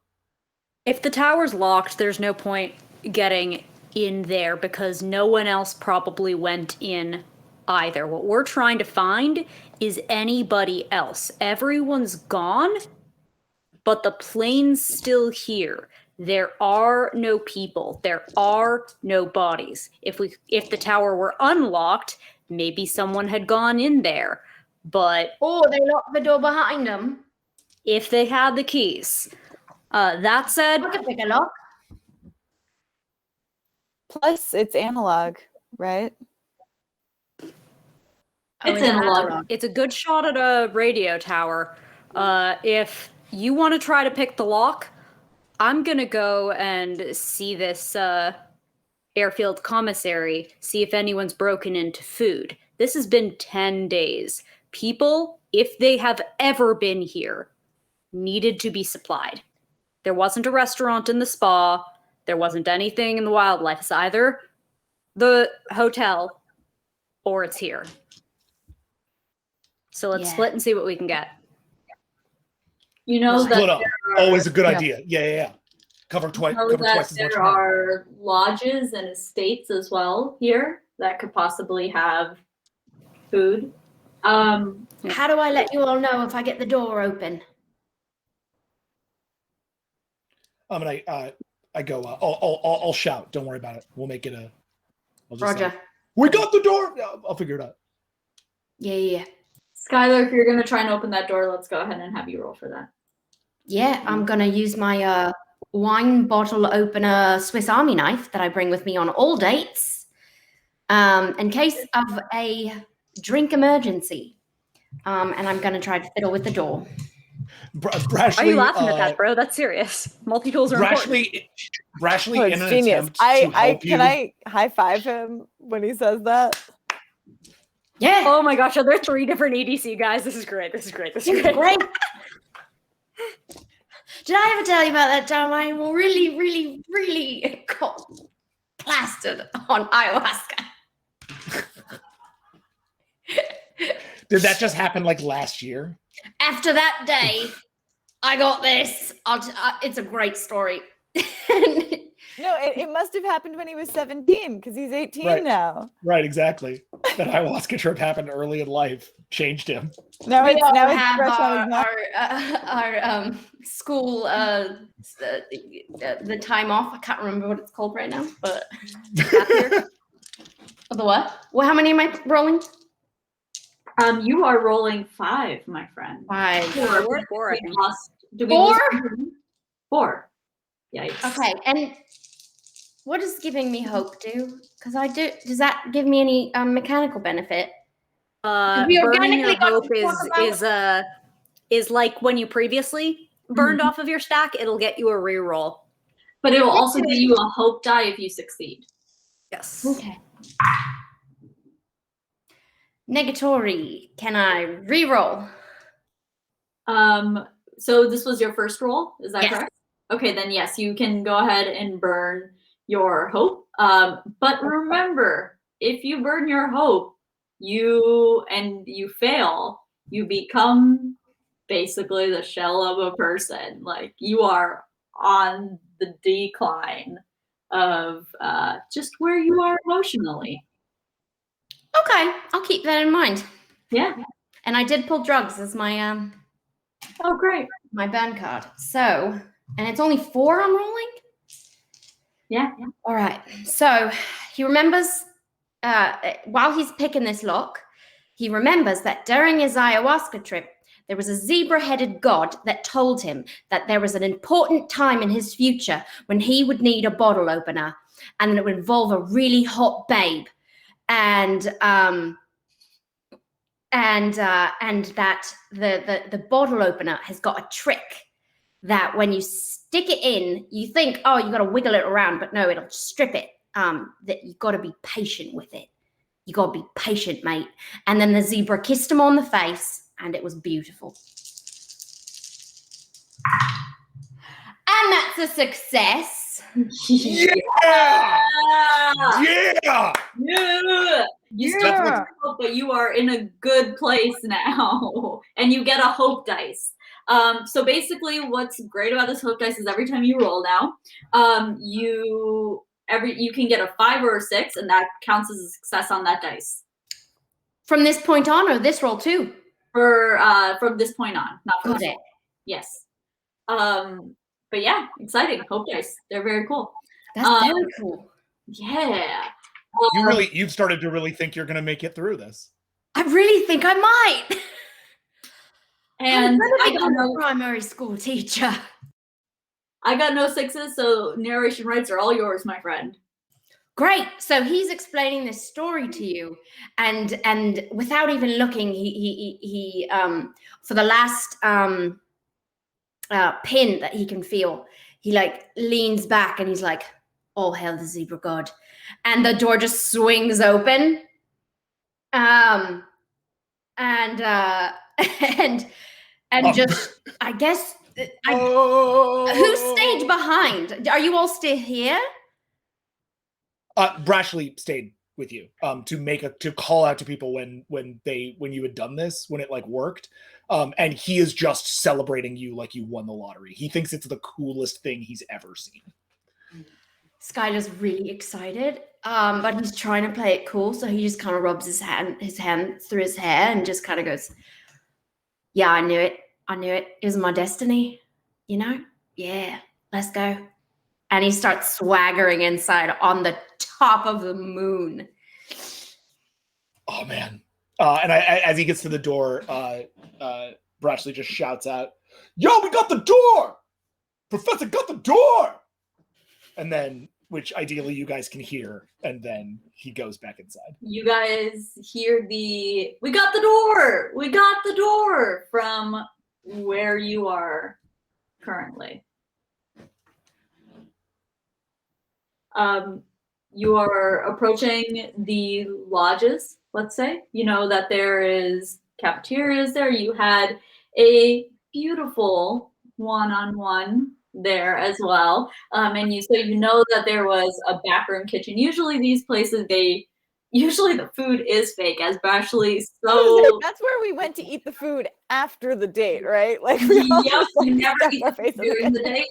But this is one of the places, it being an actual resort, it has the occasional like actual place you eat. So there is actual like places to prepare and make and keep food at these lodges. So you are approaching the lodge. There is a light in one of the windows on the upper story floor. It looks like a firelight. It does not look like an electricity light. But light is light. So you hear Brashley behind you. "We got the door!"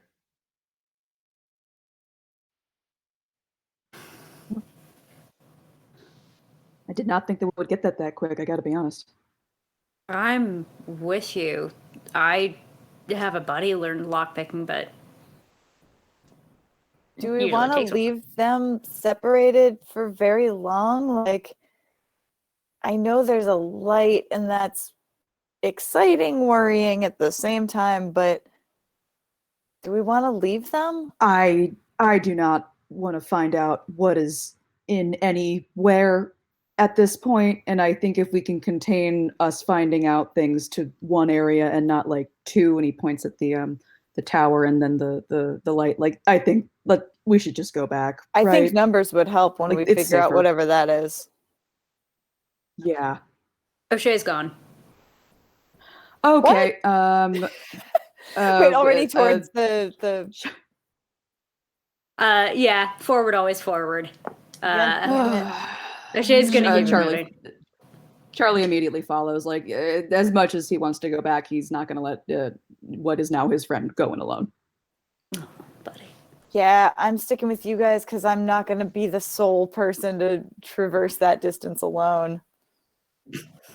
You are realizing that as you approach this lodge, this is the place the fantasy suites were supposed to take place. It's nice here. Is there a windmill room? For those of you who don't watch The Bachelor, I'm so sorry, I The had to- Bachelorette slept with a dude in a windmill for the fantasy suite. They slept together in the windmill twice. They did it in a Four windmill. times. Four times? Four times. Four times. It was four times. Four times in a windmill. It was 4 times in the windmill. Yes, there is a windmill room. ABC has churned out the budget for this, and specifically, there was going to be a spectacle moment of a cute throwback in the same way that they had an homage to Caitlin Bristow's season about doing a fake Irish wake. They were like, let's bring back the windmill as well. So that was a nice little line item for a line producer to look at. And they went ahead and created in fact, you realize these are the fantasy suites, not because your producers told you, but because there is a small European town-esque place out front. Might look like a certain kingdom, might be modeled after a certain small kingdom. But it's a little setup made to invoke a your hometown, Reginald, and there's a windmill included. This is weird. It is weird, but you know what? You're a freaking prince, and this was part of that spectacle. So ABC, we brought back the windmill. We're here. Did Reggie set a record for 3 one-on-one dates? That's pretty awesome. I don't think that you have had this date yet. I think that this date is upcoming because it's a fantasy suite date. So it's just a sign the producers were favoring you. Absolutely. They did set design and everything with you in mind. When you guys finally kicked the cameras out of the bedroom, they were going to shoot off fireworks right behind the windmill. Absolutely. So the setup is there. Windmill is not turning. Breeze is kind of knocking it around, but that flame is still in the window. But as you approach and as you like enter the foyer of this scene, the light goes out.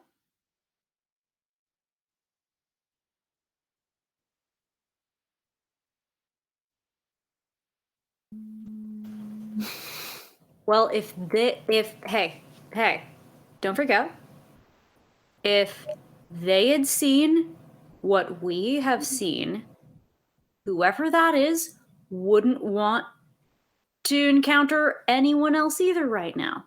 If there are people around, they're probably scared too. They're just as scared of us as we are of them. We take this easy, and then maybe we have someone else in this godforsaken place who can help us, maybe tell us what's going on and what was put in the water. All right?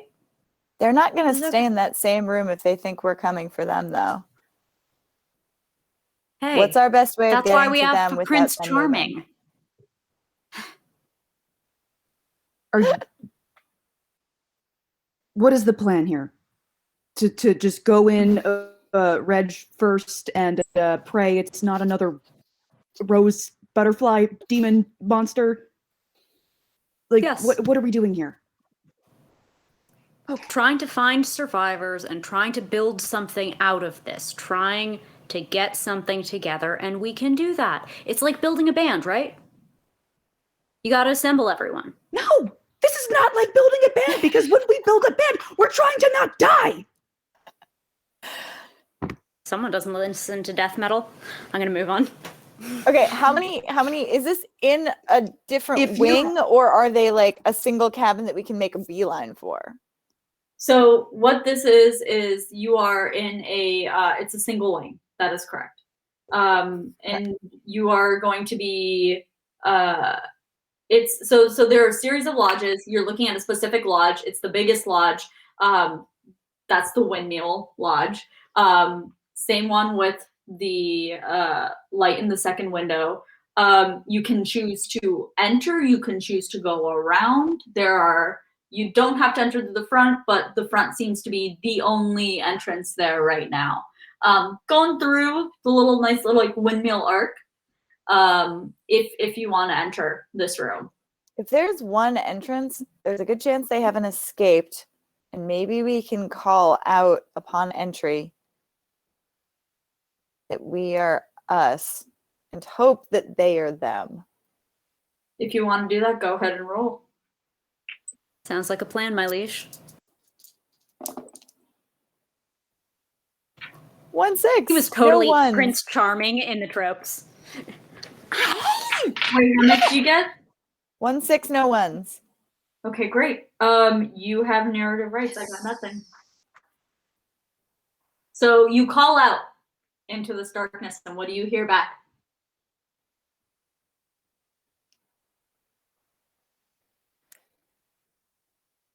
This is the final rose.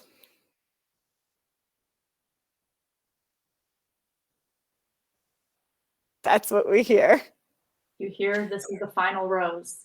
This is the final rose. And out of the shadows steps a very worn down Chris Harrison.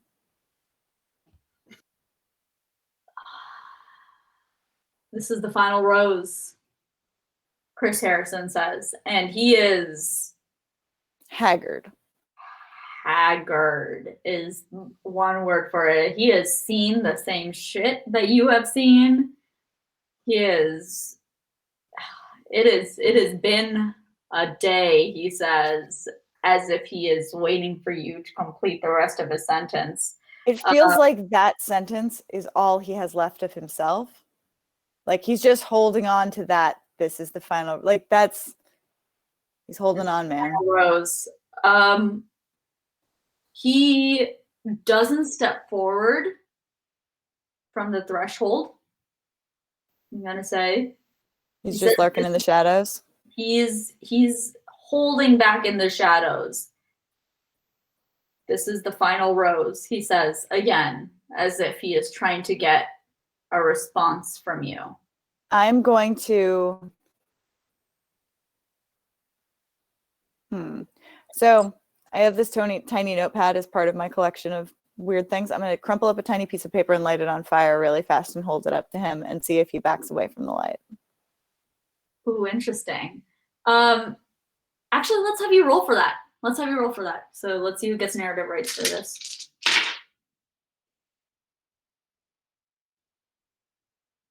No ones, but no sixes. I have 2, 3, 4, 5.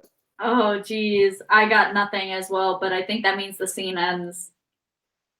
Or you can burn out of your stack. Or you I should. Yeah, you should burn. You should burn. Oh, We have this right here. is fun. I am going to definitely burn out of the stack. The top one is my vice, which is sociopathic. And I am going to set the fireball that I've just created into his coat pocket and back away as he lights on fire. Oh my God, Chris Harrison. That's awesome. What'd you get? 1-6. 1-6. And it's this Okay, adorable cat, which is technically a 6. That's adorable. That's so freaking cute. Wait, It's a in sign this from a Bachelor situation, head do I gods get for to roll as Kitty. well? That is my question. In this situation, do I get a roll as well? I don't I don't don't think know. so. I don't think so. I think you have the same role you had. Because that's how Okay, we played it the rest of the game, at least. And yeah, she's trying to beat your roll. So you rolled and you got no sixes, right? Yep, you're right.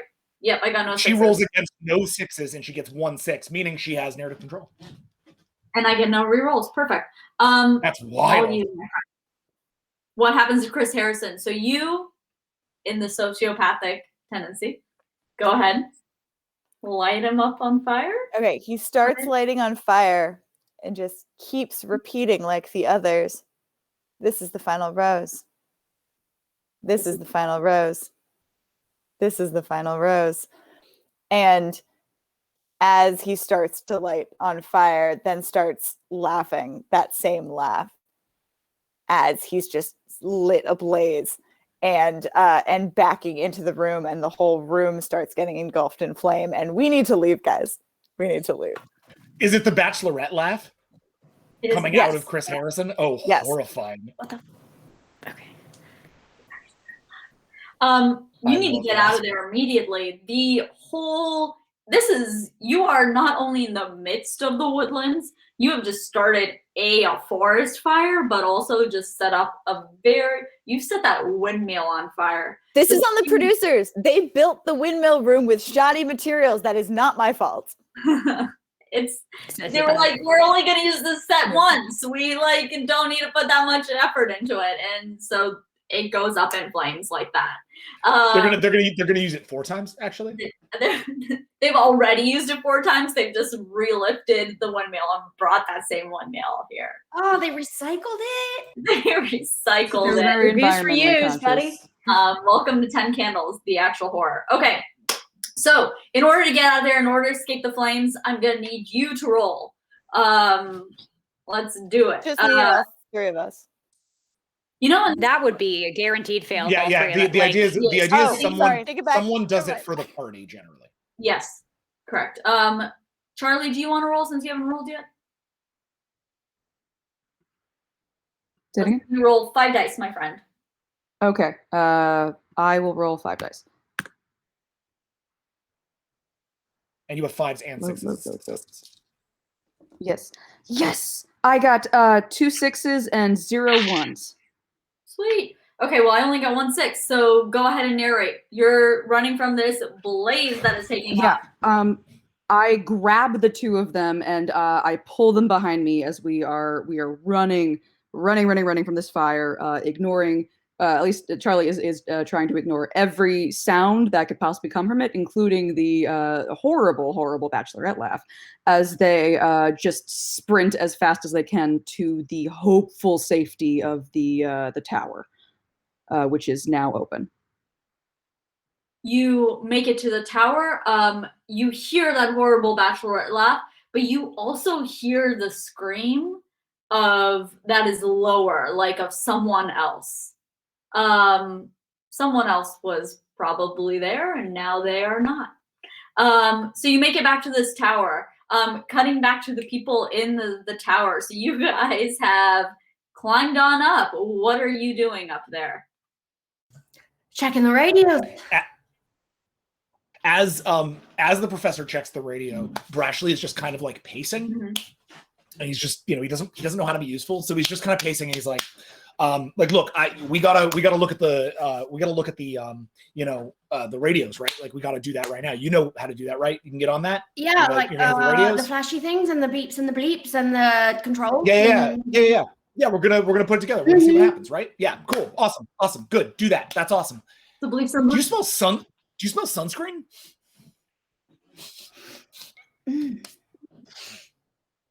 Like a lot of it? I don't know. Because I smell like it's this exact brand that I used to use as a kid. It's like UV 100. It's like God, what my dad put it on me. 100. Like Right. Like bro time UV SPF 100 is delicious. Oh, It smells like pina colada.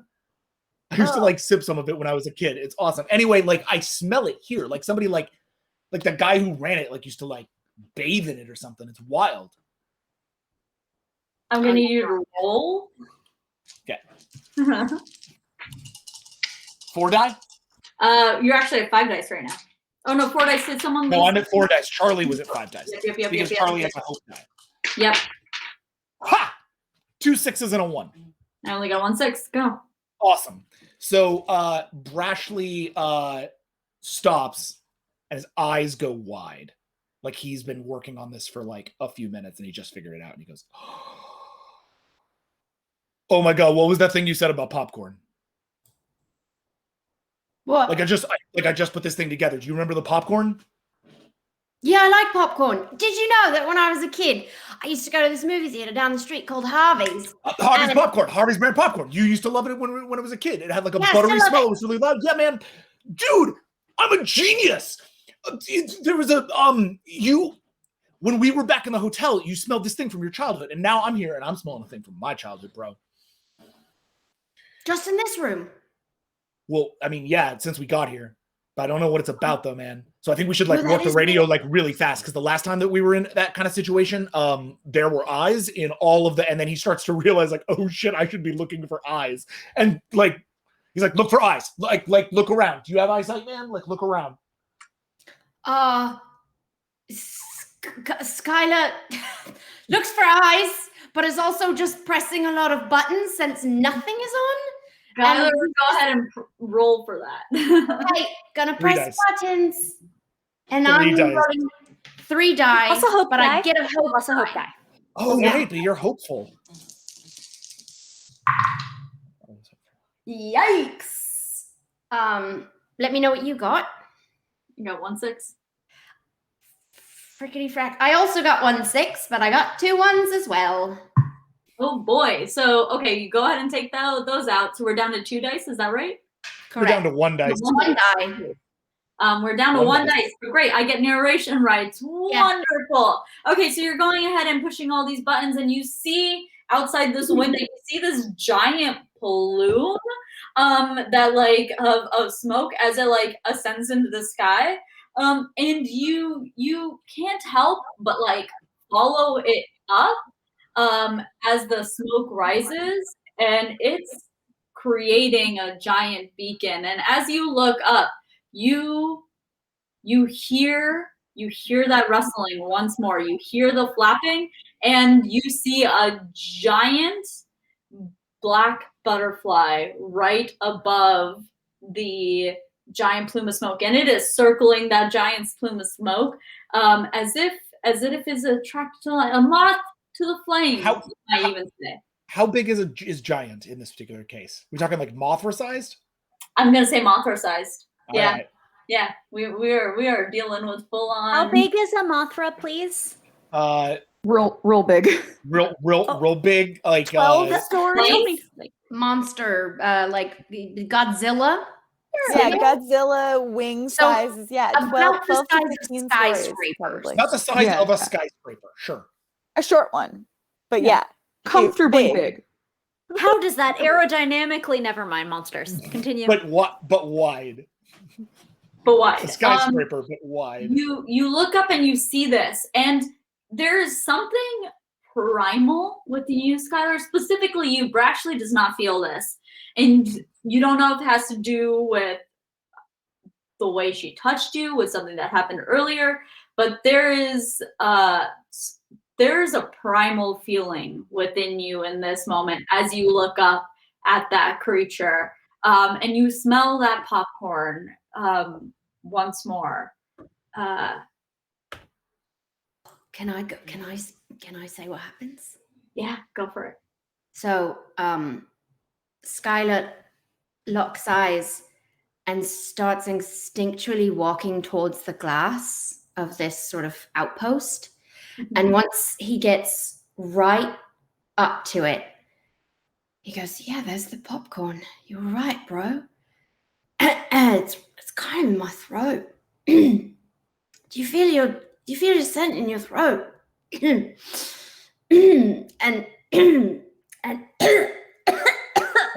Whoa, bro. Does Brashley feel it too or no? Brashley's not feeling it. Go ahead and Gina, for the 600 narration, go ahead and roll some dice for me. You mean roll 1 dice for you? Roll 1 dice. Hope die. Oh, right, because hope die. Nice. You get a hope I got die nothing. until hope dies. Can I re-roll? Did you already burn one in this scene? No. Oh, Okay, then you can go no. ahead and re-roll. If you can burn whatever you have right now, then you can re-roll.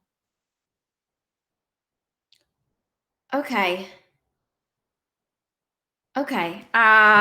It's obviously manipulation. So,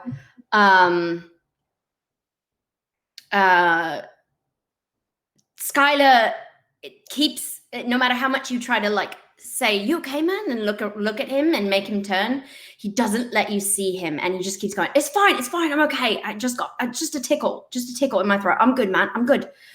And So you did not look good. Like I've seen people like joke out on like like whiskey and shit, and like that it looked like that. Like it No. looked like you all right? Like is your throat all fucked up?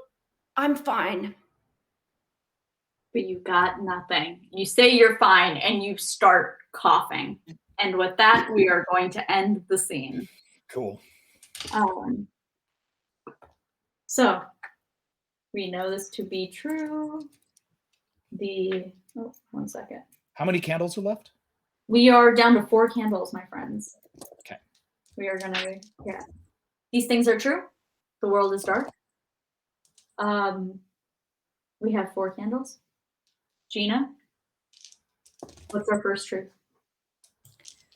With Skylar's back to Brashley, he dislodges the thing that is causing his coughing fit. And from his mouth, he pulls a single rose petal that then evaporates to ash in his hand. Lynn, the next truth.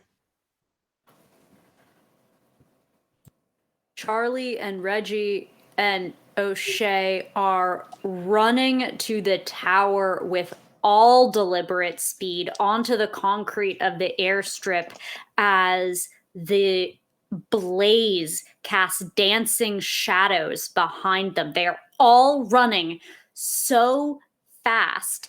And for just a moment in the shadow, there is a scared woman with just the sleeve of a sweater. Nothing wrong about her eyes.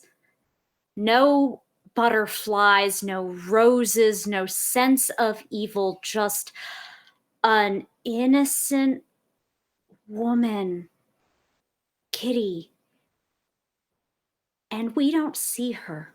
We just run past, and the blaze flickers again, and if we turned around, we wouldn't be able to see her. Reggie?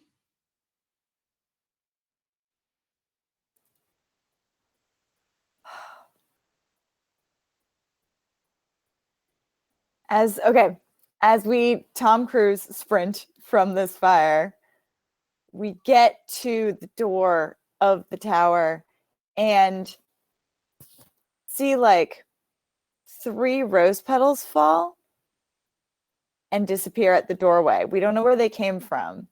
I don't think Skylar even know they escaped. But yeah, we see these 3 rose petals fall and dissipate as we're running up the stairs.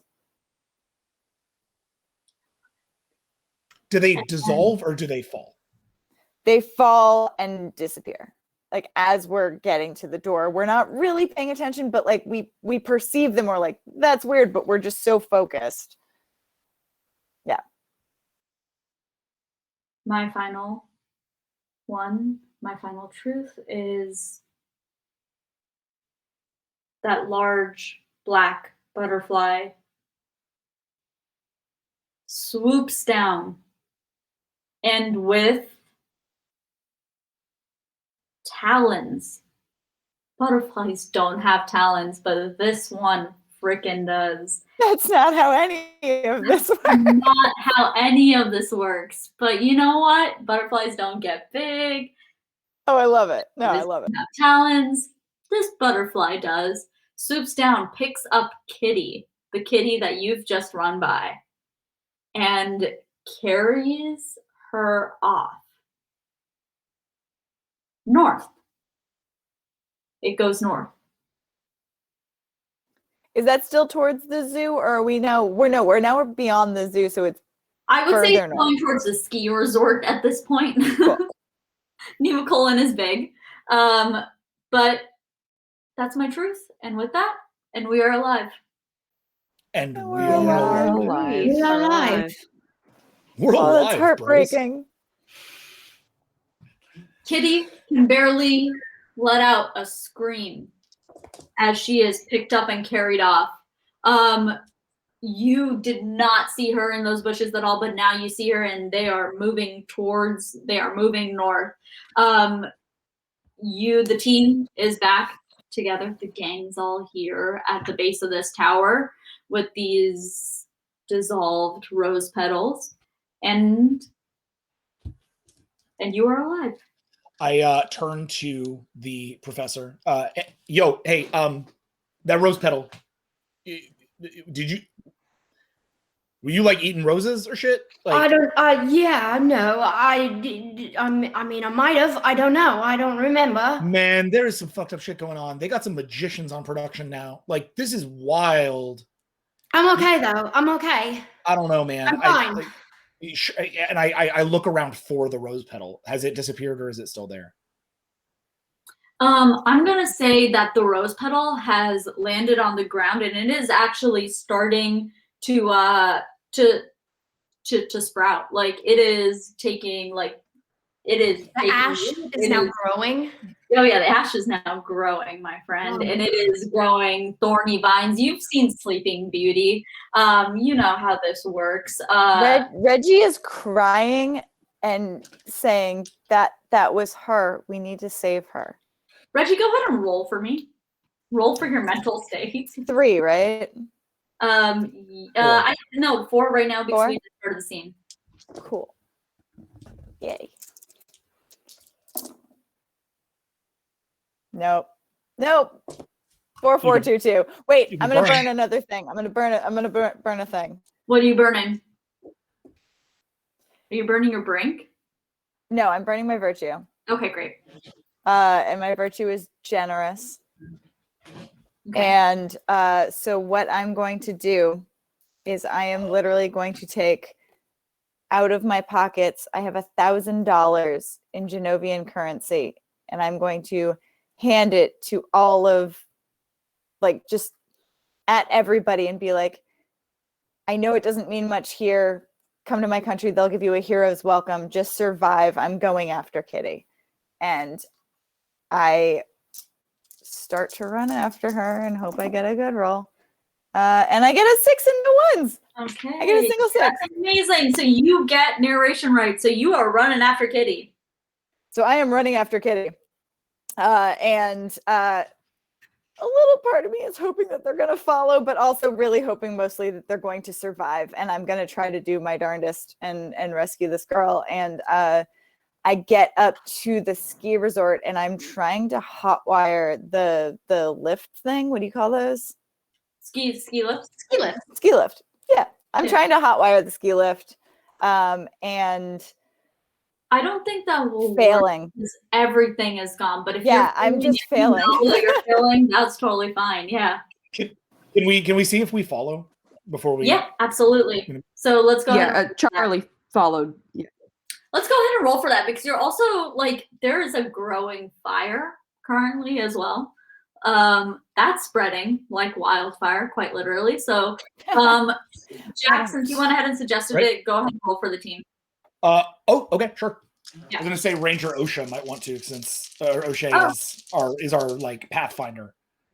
Yeah, actually, Lynn, if you want to go ahead and roll. O'Shea might be rear guarding to figure out a back place. Then yeah, scent.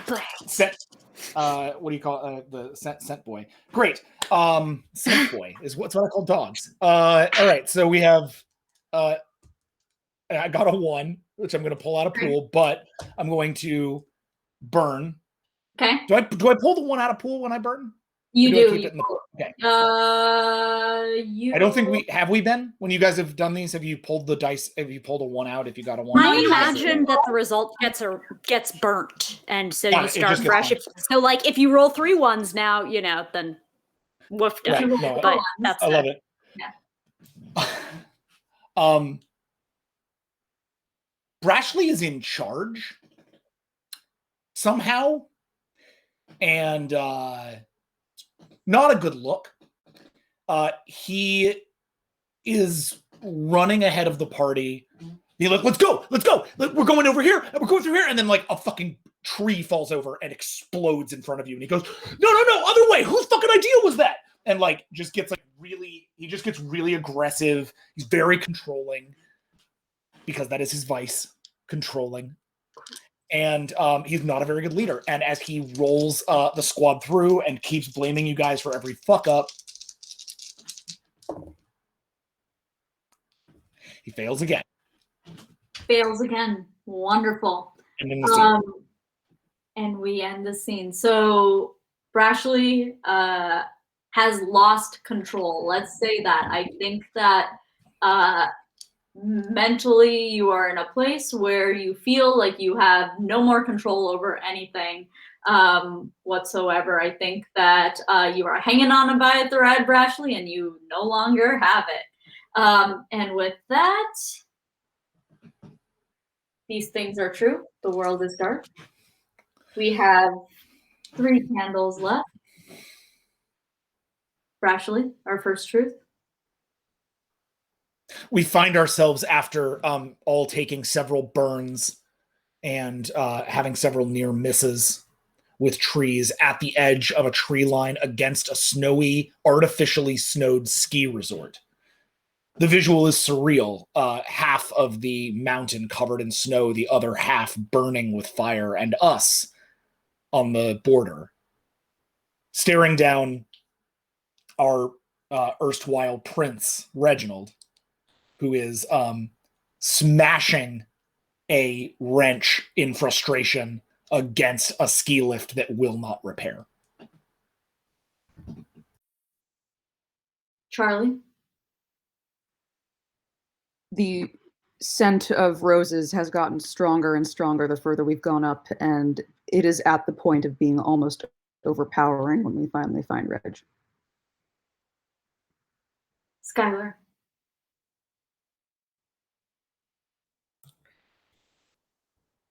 Without any of your knowledge, Skylar has coughed up 4 more petals. And we are alive. And we are alive. We are alive. You are at the edge of this mountain. This moth, even though you, butterfly, whatever, demon, whatever it might be, has flown towards this hill, but you can no longer see it. But you see, so you have, I'm not a skier, but you see the ski chairs, right? But they all emerge from this one building, correct? Yeah, that's how ski lift works. That's how They ski. sort of ripple through that one building. I've let's call it let's just call it the ski building for right now. So you have the ski building. There are frosted windows.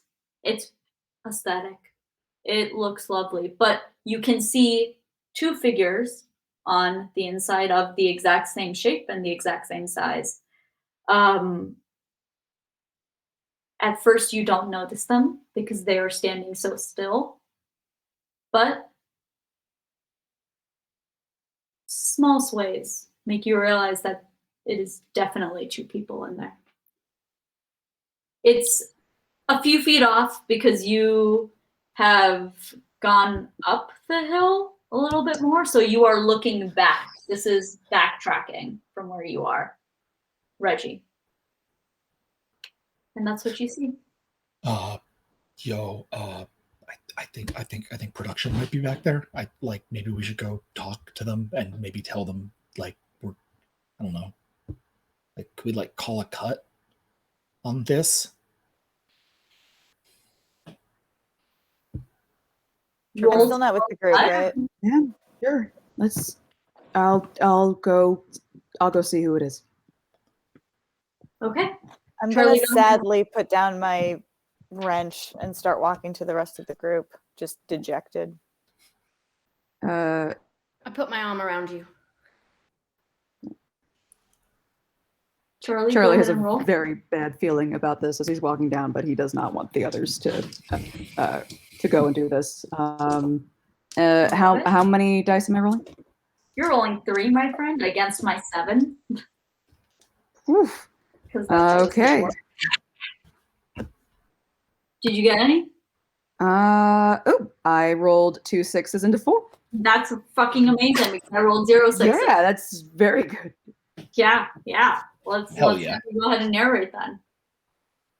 Oh boy. Okay, so Charlie gets closer, and he stops the second he gets close enough to make out who it is. Not very close, but close enough. One of them's Chris Harrison. who was looking a little singed. And the other one is Bonnie. Oh yeah, Bonnie. Chris Harrison and Bonnie are standing there, and you know your wife. You know your wife anywhere, and she is not facing you at the moment. But she turns around. So does Chris Harrison, and they both have the exact same eyes and the exact same teeth of that creature that we saw in the woods earlier, and it is wide. But when she opens her mouth, there is no laughter. She speaks like Bonnie speaks. What are you doing here? What are you doing here? Charlie! Charlie, you didn't tell me you were going to be here. Chris Harrison. This is the final rose.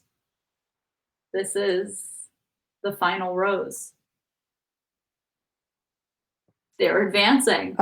Charlie stares at them and then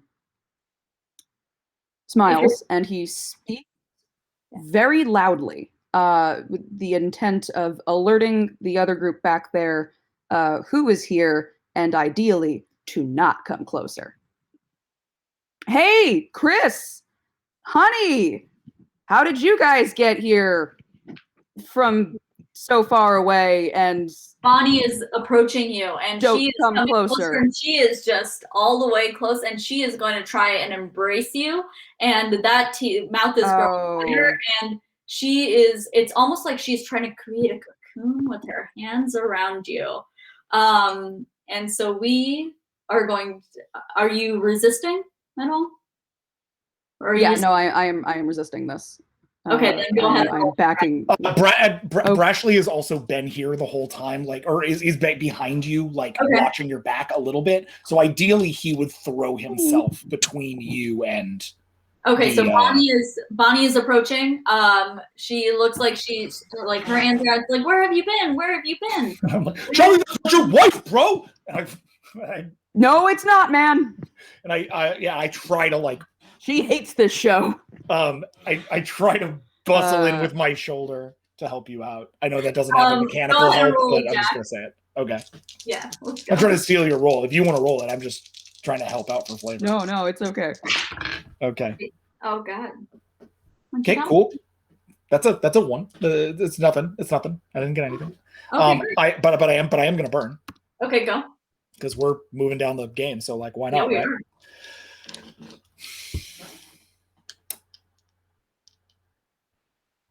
That's Chris Harrison, though.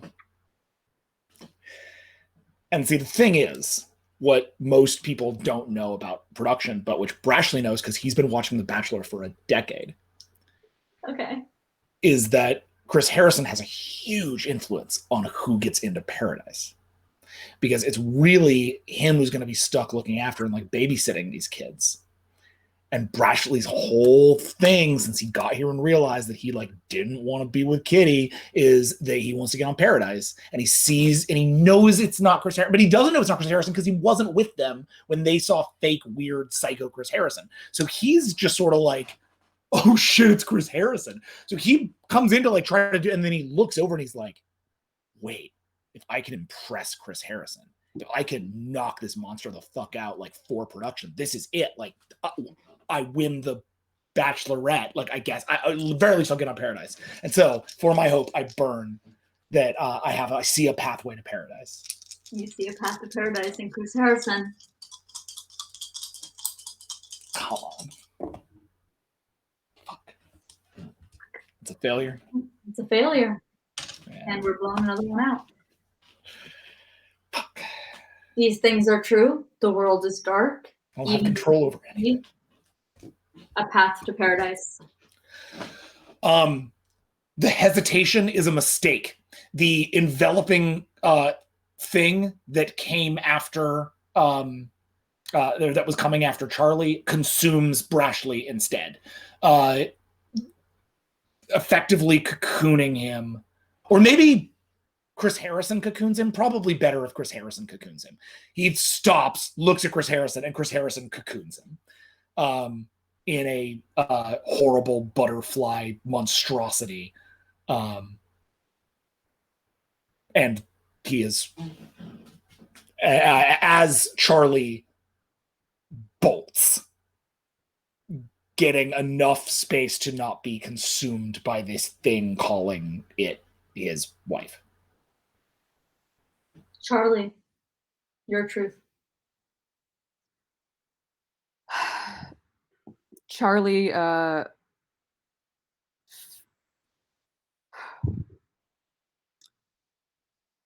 Charlie runs. He runs, and then he thinks for a second, and he runs back. And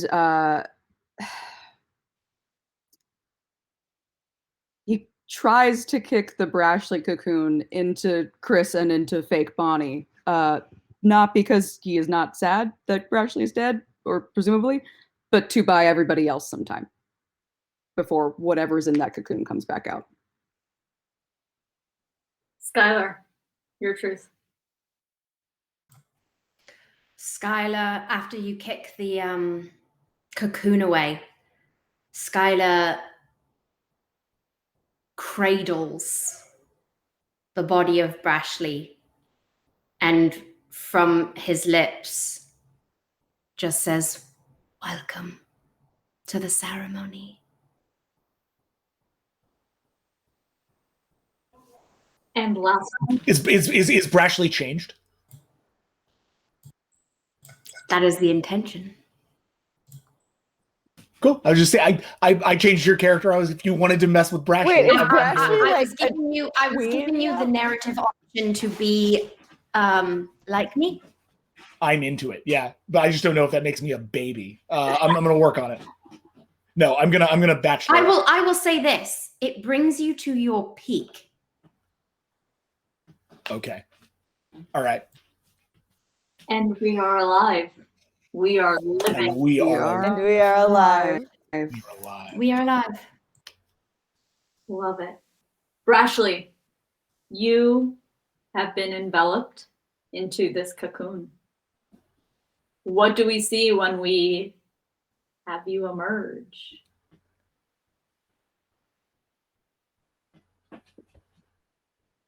There is a narrative tool that I keep around for situations just like this, and I have misplaced it. Okay. Oh, there it is. Hold on. I'm so curious about what this is. The Sooth deck, I swear to Pete, that thing is not magic. Thanks. Sorry. The Monty Cook Sooth deck. Useful in all kinds of scenarios, including what happened to your character when he went into a mysterious cocoon. Okay, and that brings him to his peak. Here's what happens. Brashley comes out exactly the same. He wears the same clothes. He has the same hairstyle. But he's now wearing a hat that says beer on it.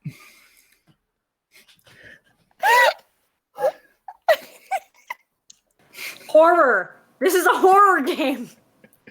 He wakes up and he goes, he looks up at you.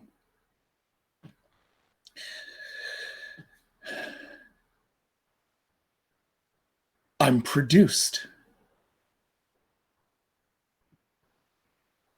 My voice is different. And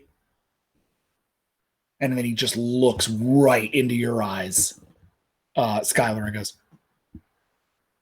"This is amazing." I know. Do you think I'll get a rose? I think one will be coming very shortly. As soon as you say that, you feel a cough, Brashley, and from your tongue you pull out a rose petal.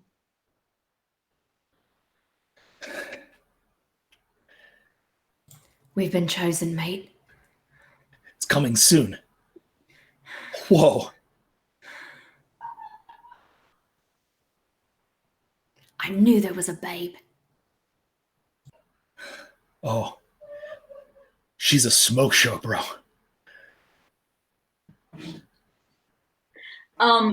Bonnie and Chris Harrison. Let's talk about them with Charlie right now. So Charlie, my understanding is that you threw a cocoon, like you threw yourself at one of them. Yeah, I tried to kick the cocoon down at them. Let's go ahead and have you you tried because it's a truth. I think that you can say whether you succeeded or not. I think I put all my body weight into it, and I think I succeeded in getting it down at them and probably breaking the cocoon open a little bit for that to have all happened. Beautiful. Bonnie is still trying to envelop you. And Chris Harrison is now making his way over to Reginald. This is an attack that is happening currently, so I'd like both of you to roll. Yeah. Let's start with Charlie. Me first? Yes. So I've rolled a 6 and a 1. So you okay. Let me see what I got. Okay, well, I got 1 6, so I'm gonna go ahead and get narratives right, but we stay in the scene because you got a success. All right. So at this point, it's pretty clear that you are trying to be cocooned. Chris Harrison turns to both you, Brashley, and you, Skylar, and say, and he locks eyes with both of you, and finally he stops saying, "Welcome to the final rose," and says, "Welcome to the rose ceremony."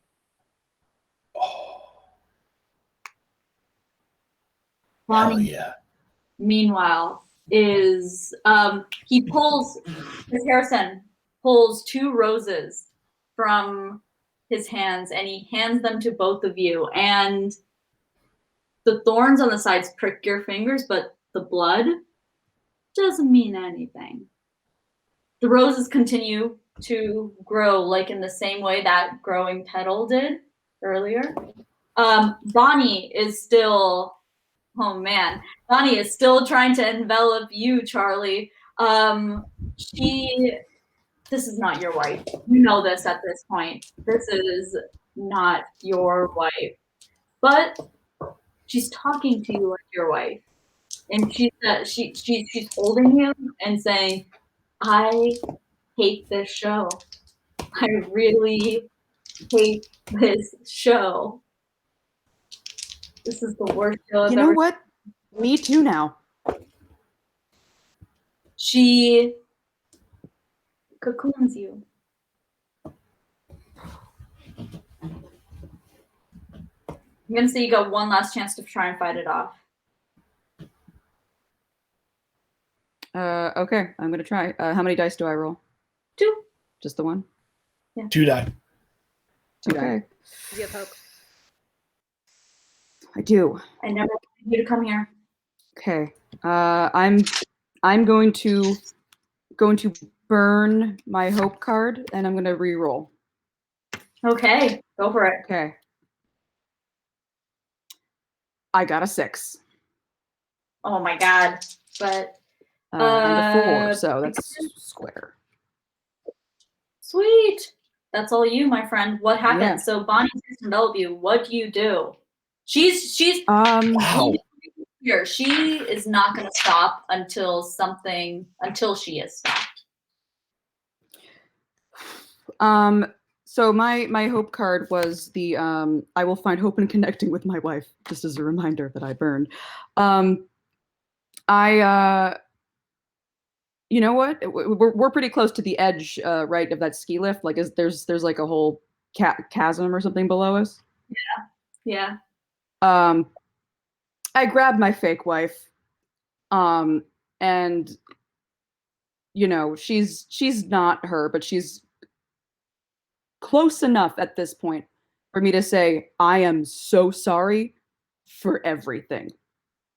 Charlie, what are you talking about? I just want you to come home. But not this. And he throws her off the cliff. Throws her off the cliff.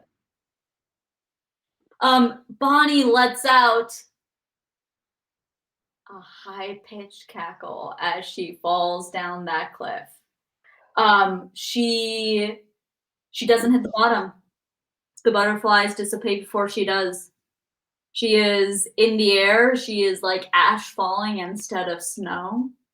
All those butterflies are in, and they are swarming now around Skylar as well as Brashley, as if. Can I add a Brashley line? Okay. As this is happening, Brashley turns to Skylar and goes, I'm the funny bad boy. You're the professor. You're the professor. Yeah, I am. Yeah. Bad boy professor. As we're just getting consumed by these roses. He's just like, he's so happy. He finally knows his archetype. Yeah, and Skylar, since he's so young, is just riffing with you and just, I'm the professor. I'm like the sensitive bad boy that you want to get to know so you can fix him. Yeah. Chris Harrison turns to you, Lynn, and to you, Reggie, and points at Reggie and says, you are the prince, and you are the ranger. Out of here. Roll! To roll to escape. Moth the demon. Sure. Ho! 2 dice, 2 6s, let's go. Fuck! Okay. What?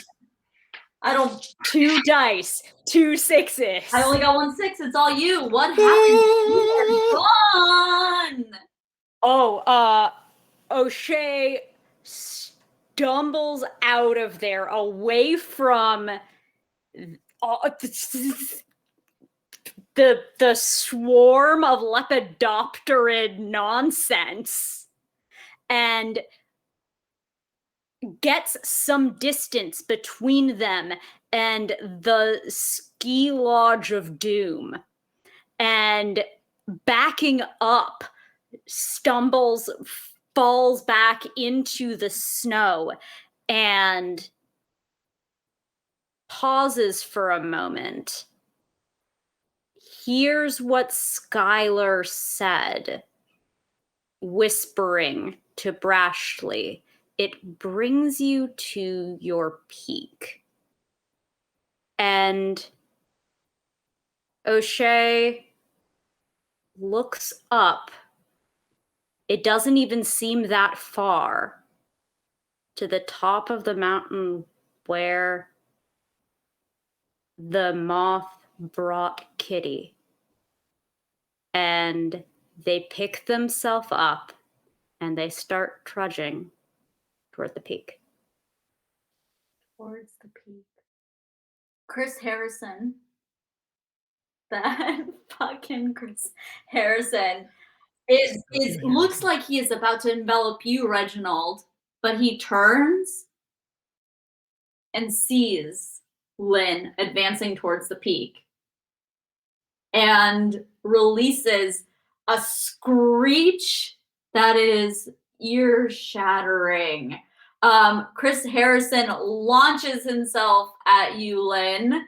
From his arms are no longer arms; they are the talons of that butterfly that we were seeing. He is mid-transformation right now, and he is going after you, and he is trying to stop you. And so he launches himself, talons out, ready to dig themselves into you, and I am gonna try to throw my tiny flute as a dagger.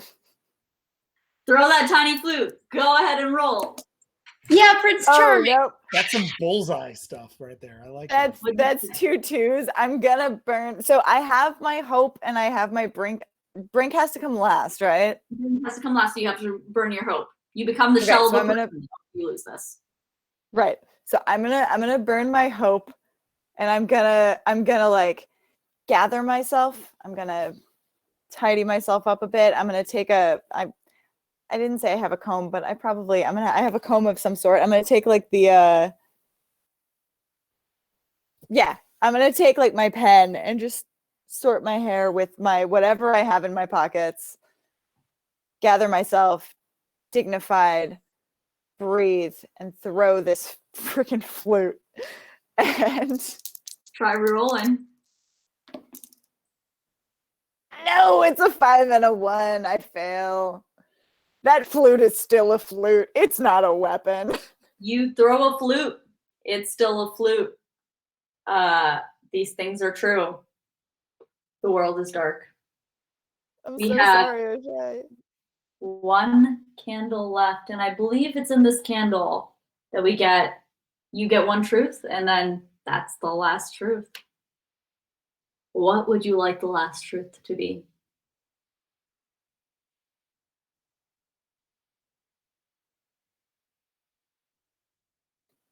That's all you, Reggie. I down the entirety of my flask of pear brandy.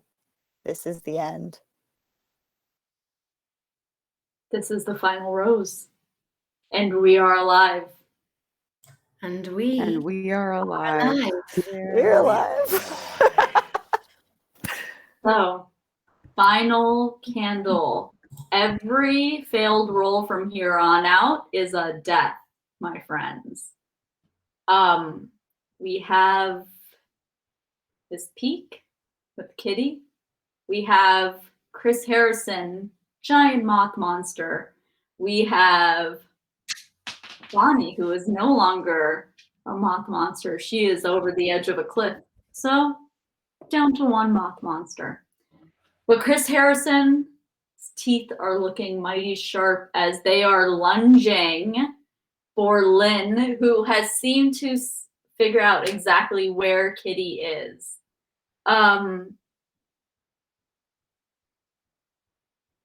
Chris Harrison, wings are sprouting out of his back. He is almost upon you, Lynn. He is gaining ground. Those butterflies are starting to fog up your vision. They are creating a dark cloud around you. And Chris Harrison is on you all of a sudden. This is the final rose. I remember the lunging for the flashlight. I pop mine out of my pocket, click it on, and toss. Moths to the light.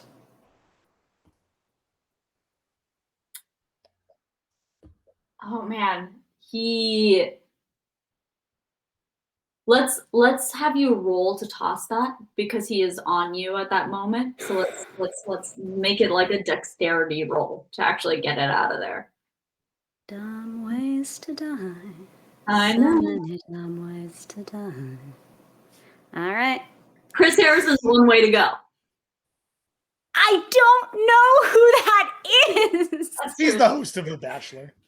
I inferred this from context, but it has Most no of his meaning. role comes down to him stepping in during the rose ceremony going, this is the final rose, and then stepping away. And that's most of his job. He also occasionally provides very bad therapy to the players. Yeah, that he also babysits a lot of Brashleys. Yes. But now Alright. he is a moth monster and he is upon you and he is going to cocoon you so you can reach your true potential. Let me help you reach your true potential. This is what the journey is all about, Moth Chris Harrison says to you as the snow falls around you. Quoi, je ne parle pas anglais. Harold.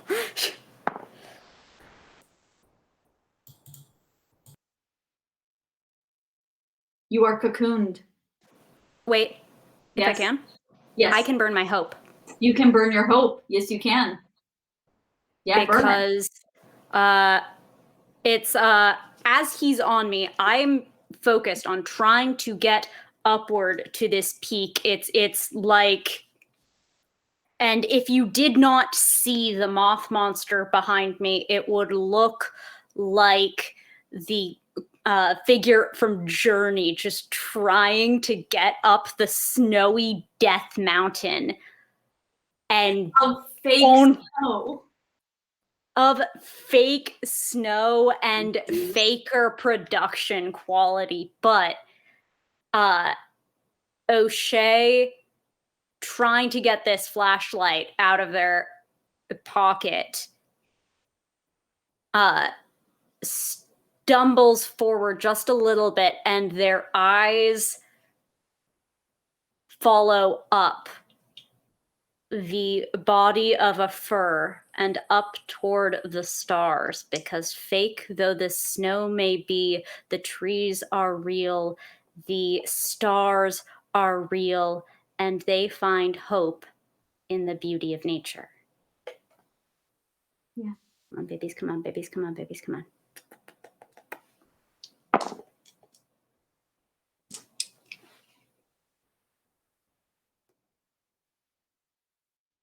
They might reach their true potential, but they don't reach their peak.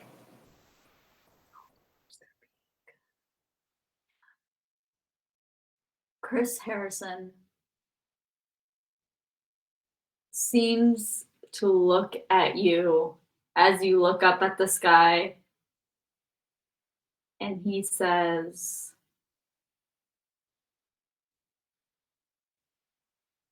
"The things you do for love." And he goes ahead and envelops you and cocoons you. Meanwhile, Brashley and Skylar, that primal urge is in you too now, Brashley. You are feeling inhuman in your own way, but you are feeling fucking pumped. Like you are something else. You're something better than human. And just as Lynn was guided towards the peak, you too are guided towards the peak of this mountain. Like you know that your bachelorette is at the top of that mountain. And that's where you need to go. Yeah, right on. And I start to sort of like pull at the professor, and I'm like, yo, we gotta go up. The bachelorette's up there, man. Like all of our, like, she's there, dude. And like as I'm just sort of like pulling you along.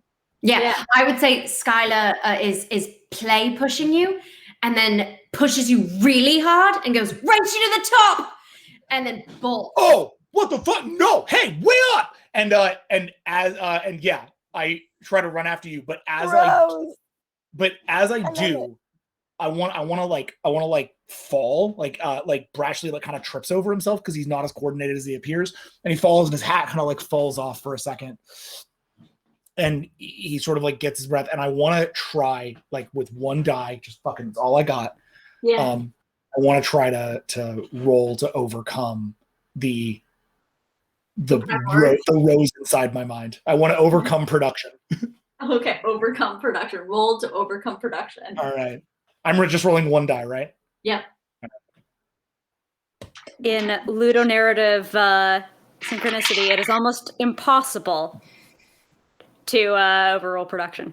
Right, exactly. So I rolled a 3. So I'm going to use my brink. Okay. Burn my brink. It's the last thing on my stack. Yeah. And my brink is that Reggie has seen me cheat. Back when the show was going on in the early stages of the thing, I actually made a deal with Kitty.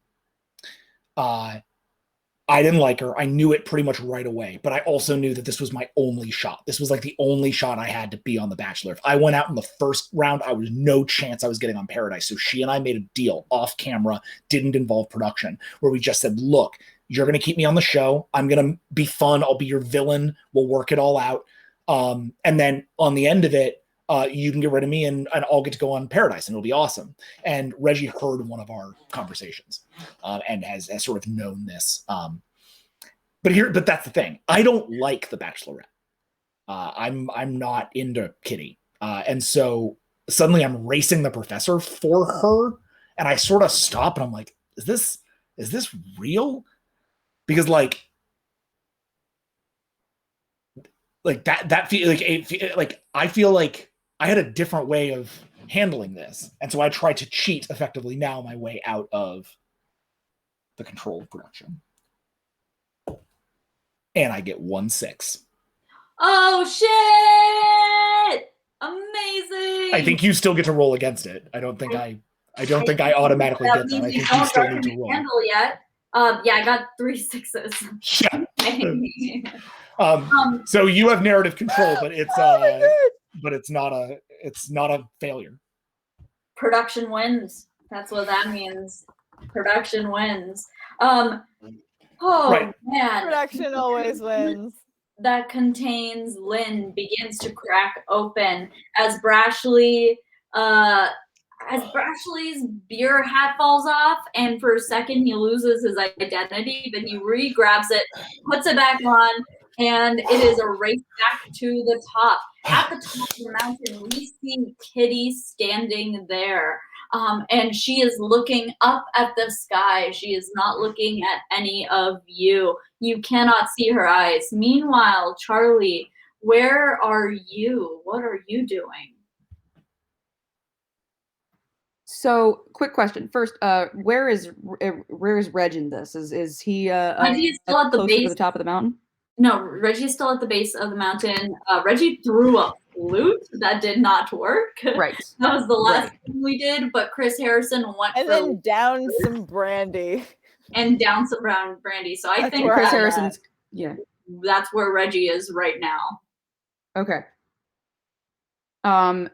He goes to Reg, and he's like tries to help him up because Chris Harrison got distracted with O'Shea, right? Yes. Yeah. So with Chris over there, O'Shea. So he's turning Chris back. is over there. Oh yeah. He's just like, look, Reg. I gotta be honest. I think this is probably like the series finale of the whole thing. And I don't really have I don't think both of us are gonna get out of this one. Chris Harrison releases a screech. Yeah, you get out of here, and I'm gonna take care of these guys. Okay? I can't get out of here. She's actually up there.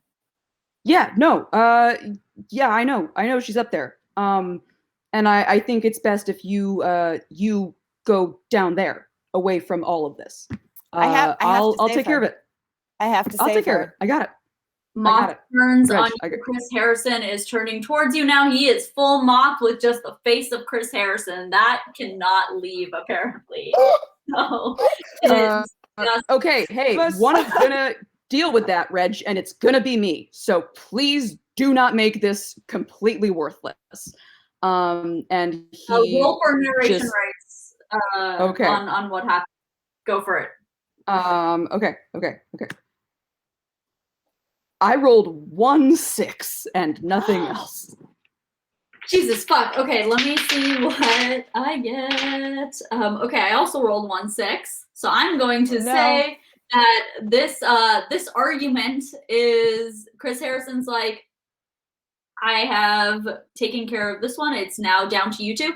And honestly, Chris Harrison is looking at you, and you are causing too much noise, and he is going to try and push you off this cliff. So he is going to rush you and as envelop you as you as he rushes towards you, in the same way that those butterflies rushed into Skylar's face at the first time, in the same way that we saw that creature rush back in the stable. Chris Harrison is now full moth, but the face of Chris Harrison, and says, "Don't try to deny love." He's gonna try and envelop you. Can I, with my 6, Mm-hmm. Let him envelop me, but I, just as he does, I jump off the cliff. You know what? I think you can say that. Let's fucking do that. Yeah. You so you jump off him before he envelops you, or after? No, I let him envelop me, but I basically want to take him down with me. Oh, I love that. He is a moth with wings, though. So what happens? No, but No. I love it. So what happens is, the two of you go sailing off the edge of this cliff. Chris Harrison goes ahead and he plummets with you because it is just the momentum with which you are moving. You take him straight down as you purposely try to throw yourself off this cliff, and Chris Harrison goes down with you. Let's go ahead and say that Chris Harrison disappears off the edge of this cliff, and you, Anne, are enveloped. The two of you hit the rocky bottom of the of the cliff, but his body cushions your fall. You hear the crack of his neck as his wings crumple beneath you. You are, and you might have appreciated it more if you weren't fully in this cocoon. Meanwhile, Reggie, you've just seen this happen while Brashley and Skylar are racing up the hill. Lynn, you are just emerging from your cocoon. What does your peak look like, Lynn? Lynn's peak looks like when, like, not even too long ago, before they were running this dry goods store, when they're still just in their RV going from national park to national park and hiking every week out in nature every week with their full carry, and they built like it too. Always in nature. You are at, just like, you are built, just it is a work of art. And you too, just like Brashley and Skylar, feel that primal urge to continue up to that peak, to where Kitty is. Reginald, you see this happening. You see this swarm of butterflies, and these butterflies have just grown, and they are starting to swirl around you like your own tornado. You are pretty sure that they are closing in, and they are starting to crawl all over you, and they are trying to crawl into your mouth and get into your body. And I still have my lighter. You still have your lighter. I am going to take the last sip of that pear brandy, or I'm gonna try to take control of the narrative first. I'll roll for it. I just have one die, right? Because you have one die. I didn't get my hope die, right? You did not. Yeah, okay, cool. I just wanted to make sure. Yeah, no, never mind. Have 1 second. Okay. But you could burn your hope. Oh, wait, no, I have my brink. Oh, yeah, you could try burning. You can burn your brink. Burn your brink. So, as I have seen Brashley cheat, Brashley has seen me sabotage. And there was a former contestant who was in my way. And because I have an actually strong connection with Kitty, I hacked his account, or that's not true. I had the royal team hack his Instagram account and post about a stagecoach occurrence that did not actually happen. What? You stagecoached him? I stagecoached him. And convinced Kitty that he was not here for the correct reasons. And he was kicked off in round 3, I want to say. Nice. So Brashley caught me doing that. But because Brashley needed 1 extra week to guarantee his stay. It wasn't me. My brink, the brink I gave was to Rave. I don't think I gave you your brink.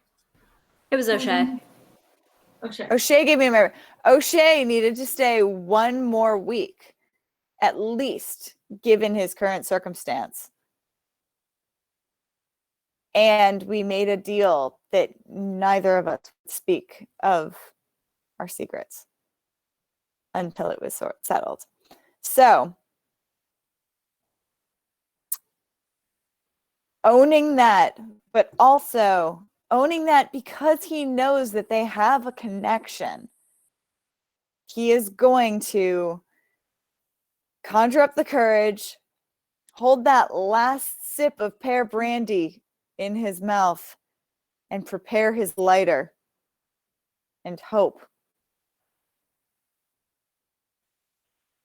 And got a fucking 6! No! Look at this cat! This cat is my favorite cat! I love this cat! Hey, don't let Lenny hear you say that. Swarm that is trying to suffocate sorry. you right I'm sorry. No, this is my favorite cat. now. She's the best. She's also grumpy with me. Swarm trying to take over you right now. You have narrative control. What do you do to the swarm? I do. I have had most of that pear brandy except for one sip. And as I see Charlie go over that cliff, I hold it in my mouth as I see the swarm coming at me, and I have my little lighter, and I just light the lighter and breathe the brandy and set as much of the swarm on fire as I can, and I run for the peak. And you run for the peak. Behind you, Brashley, Skylar, and Lynn, you see that swarm go out, and it feels like a part of you is dying as you see this. This is an extension of you, and it is Hisses Brashley. Yes, that is correct. And you feel your humanity begin to slip away as a part of you is taken over. Kitty is standing there and still looking at the sky. But you feel everything in you turn towards Reginald the Prince. You know that if you want to win your bachelorette's affection, if you want that final rose, you need to either envelop your friend here or take them out. And they've killed one of yours, so you're feeling more of the latter. Go for it. Since we're still alive, can we roll for it? Yeah, you can roll for it. It's both me and Skylar, right? It's you, Skylar, and Lynn, technically. Lynn technically died at the time. Yeah, O'Shea died. Oh, right. O'Shea died. Oh my god. O'Shea lives on in my mind. Hey, I mean, you have narrative control over me. That's death. Yeah. I fail. You fail. Oh, great. In that case, light goes out. I'm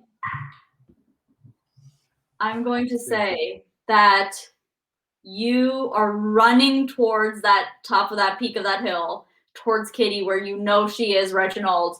And as you are running up that hill, you see emerge from the peak, from behind the peak, these two dark shadows. And the sun is gone from the sky, so you don't. So they bleed in with the sky. But against the white of the snow, it looks ghostly. And it is the last thing you see before it descends. What a smoke show. What a smoke show. These things are true. The world is dark. We began this journey with a recording. So Jake, if you want to go ahead and play the recording now, that would be great.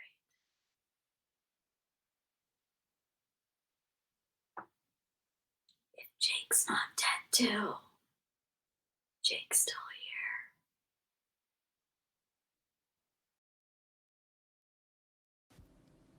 here. Hey, It's O'Shea. You know, they said if these reality contests were easy, everyone would want it. Not really sure that's how the rules are. But sure ain't easy so far. What my sister told me is you're out here to connect with people. Maybe help them find something to connect with, too. Hope I can find that someone. And that something. Be a little bit of a light in the dark. Hey, this is Skylar. It's been days, and I'm drunk, and I'm just want to get off this fucking island. I don't know what the hell I was thinking. I thought I'd start my life over again. I didn't, or just,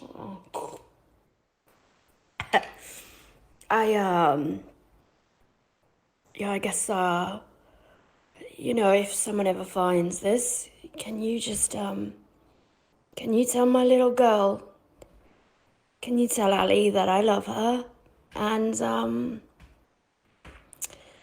and that I'm sorry that I was such a crap dad.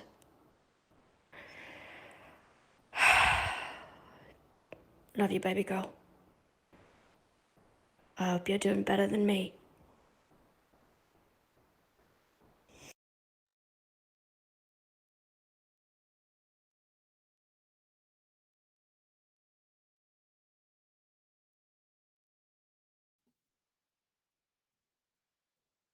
I think we're still waiting on Jay.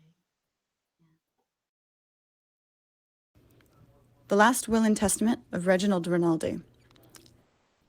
The kingdom shall have a feast for 1 week of nothing but pears in my honor. Make sure the dogs visit my grave once a month. And tell Mia I love her. I did not find love here. I did not find hope. I definitely did not find paradise.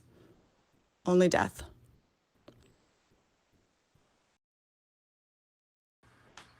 Yo, bro, this shit is crazy.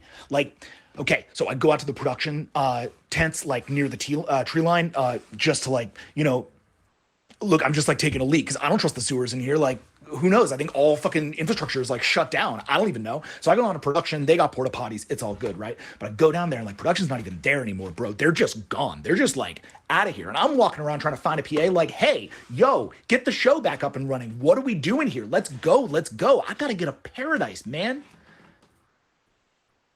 But nobody's out there. And then I like turn left and I'm looking at the tree line, man, and I'm looking into the darkness and I'm doing my thing because I don't even want to go into the porta potties because like, I'm not scared, but like, come on, man. And I see her like right in the darkness, like standing like past the tree line, man. I want to say I saw them, but I didn't, dude. I saw her. She like looked at me. And it wasn't like, look, like, I don't say this in confessionals, obviously, but like, Kitty's not my shit, man. Like, she's fine, but she's not fine. So I don't know. I haven't really been that into her. So I don't think she's that into me. But then again, like, I'm still here, right? So we got complicated feelings. But when she looked at me, man, there was nothing complicated about it. She wanted to kill me, dude. She wanted to eat the sun and like kill all of us.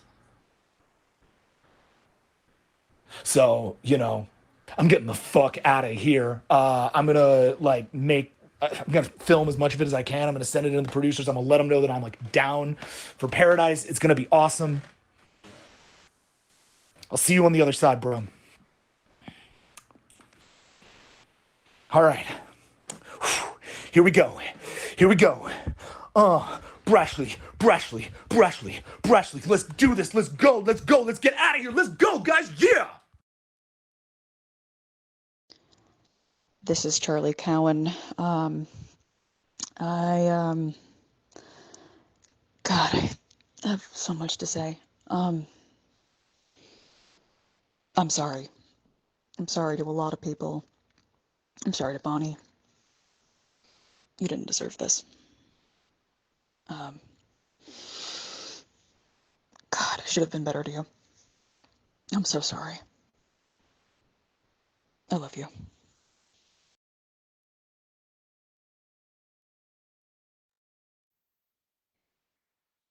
And the world is dark.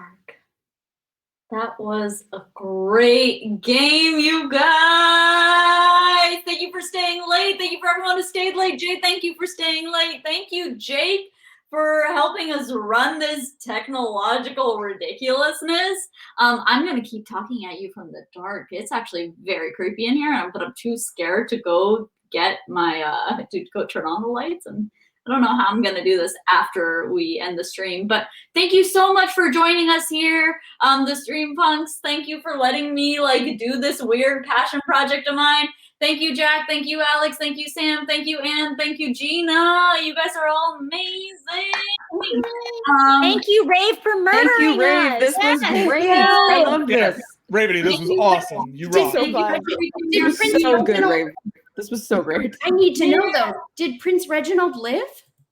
Prince Reginald did not live.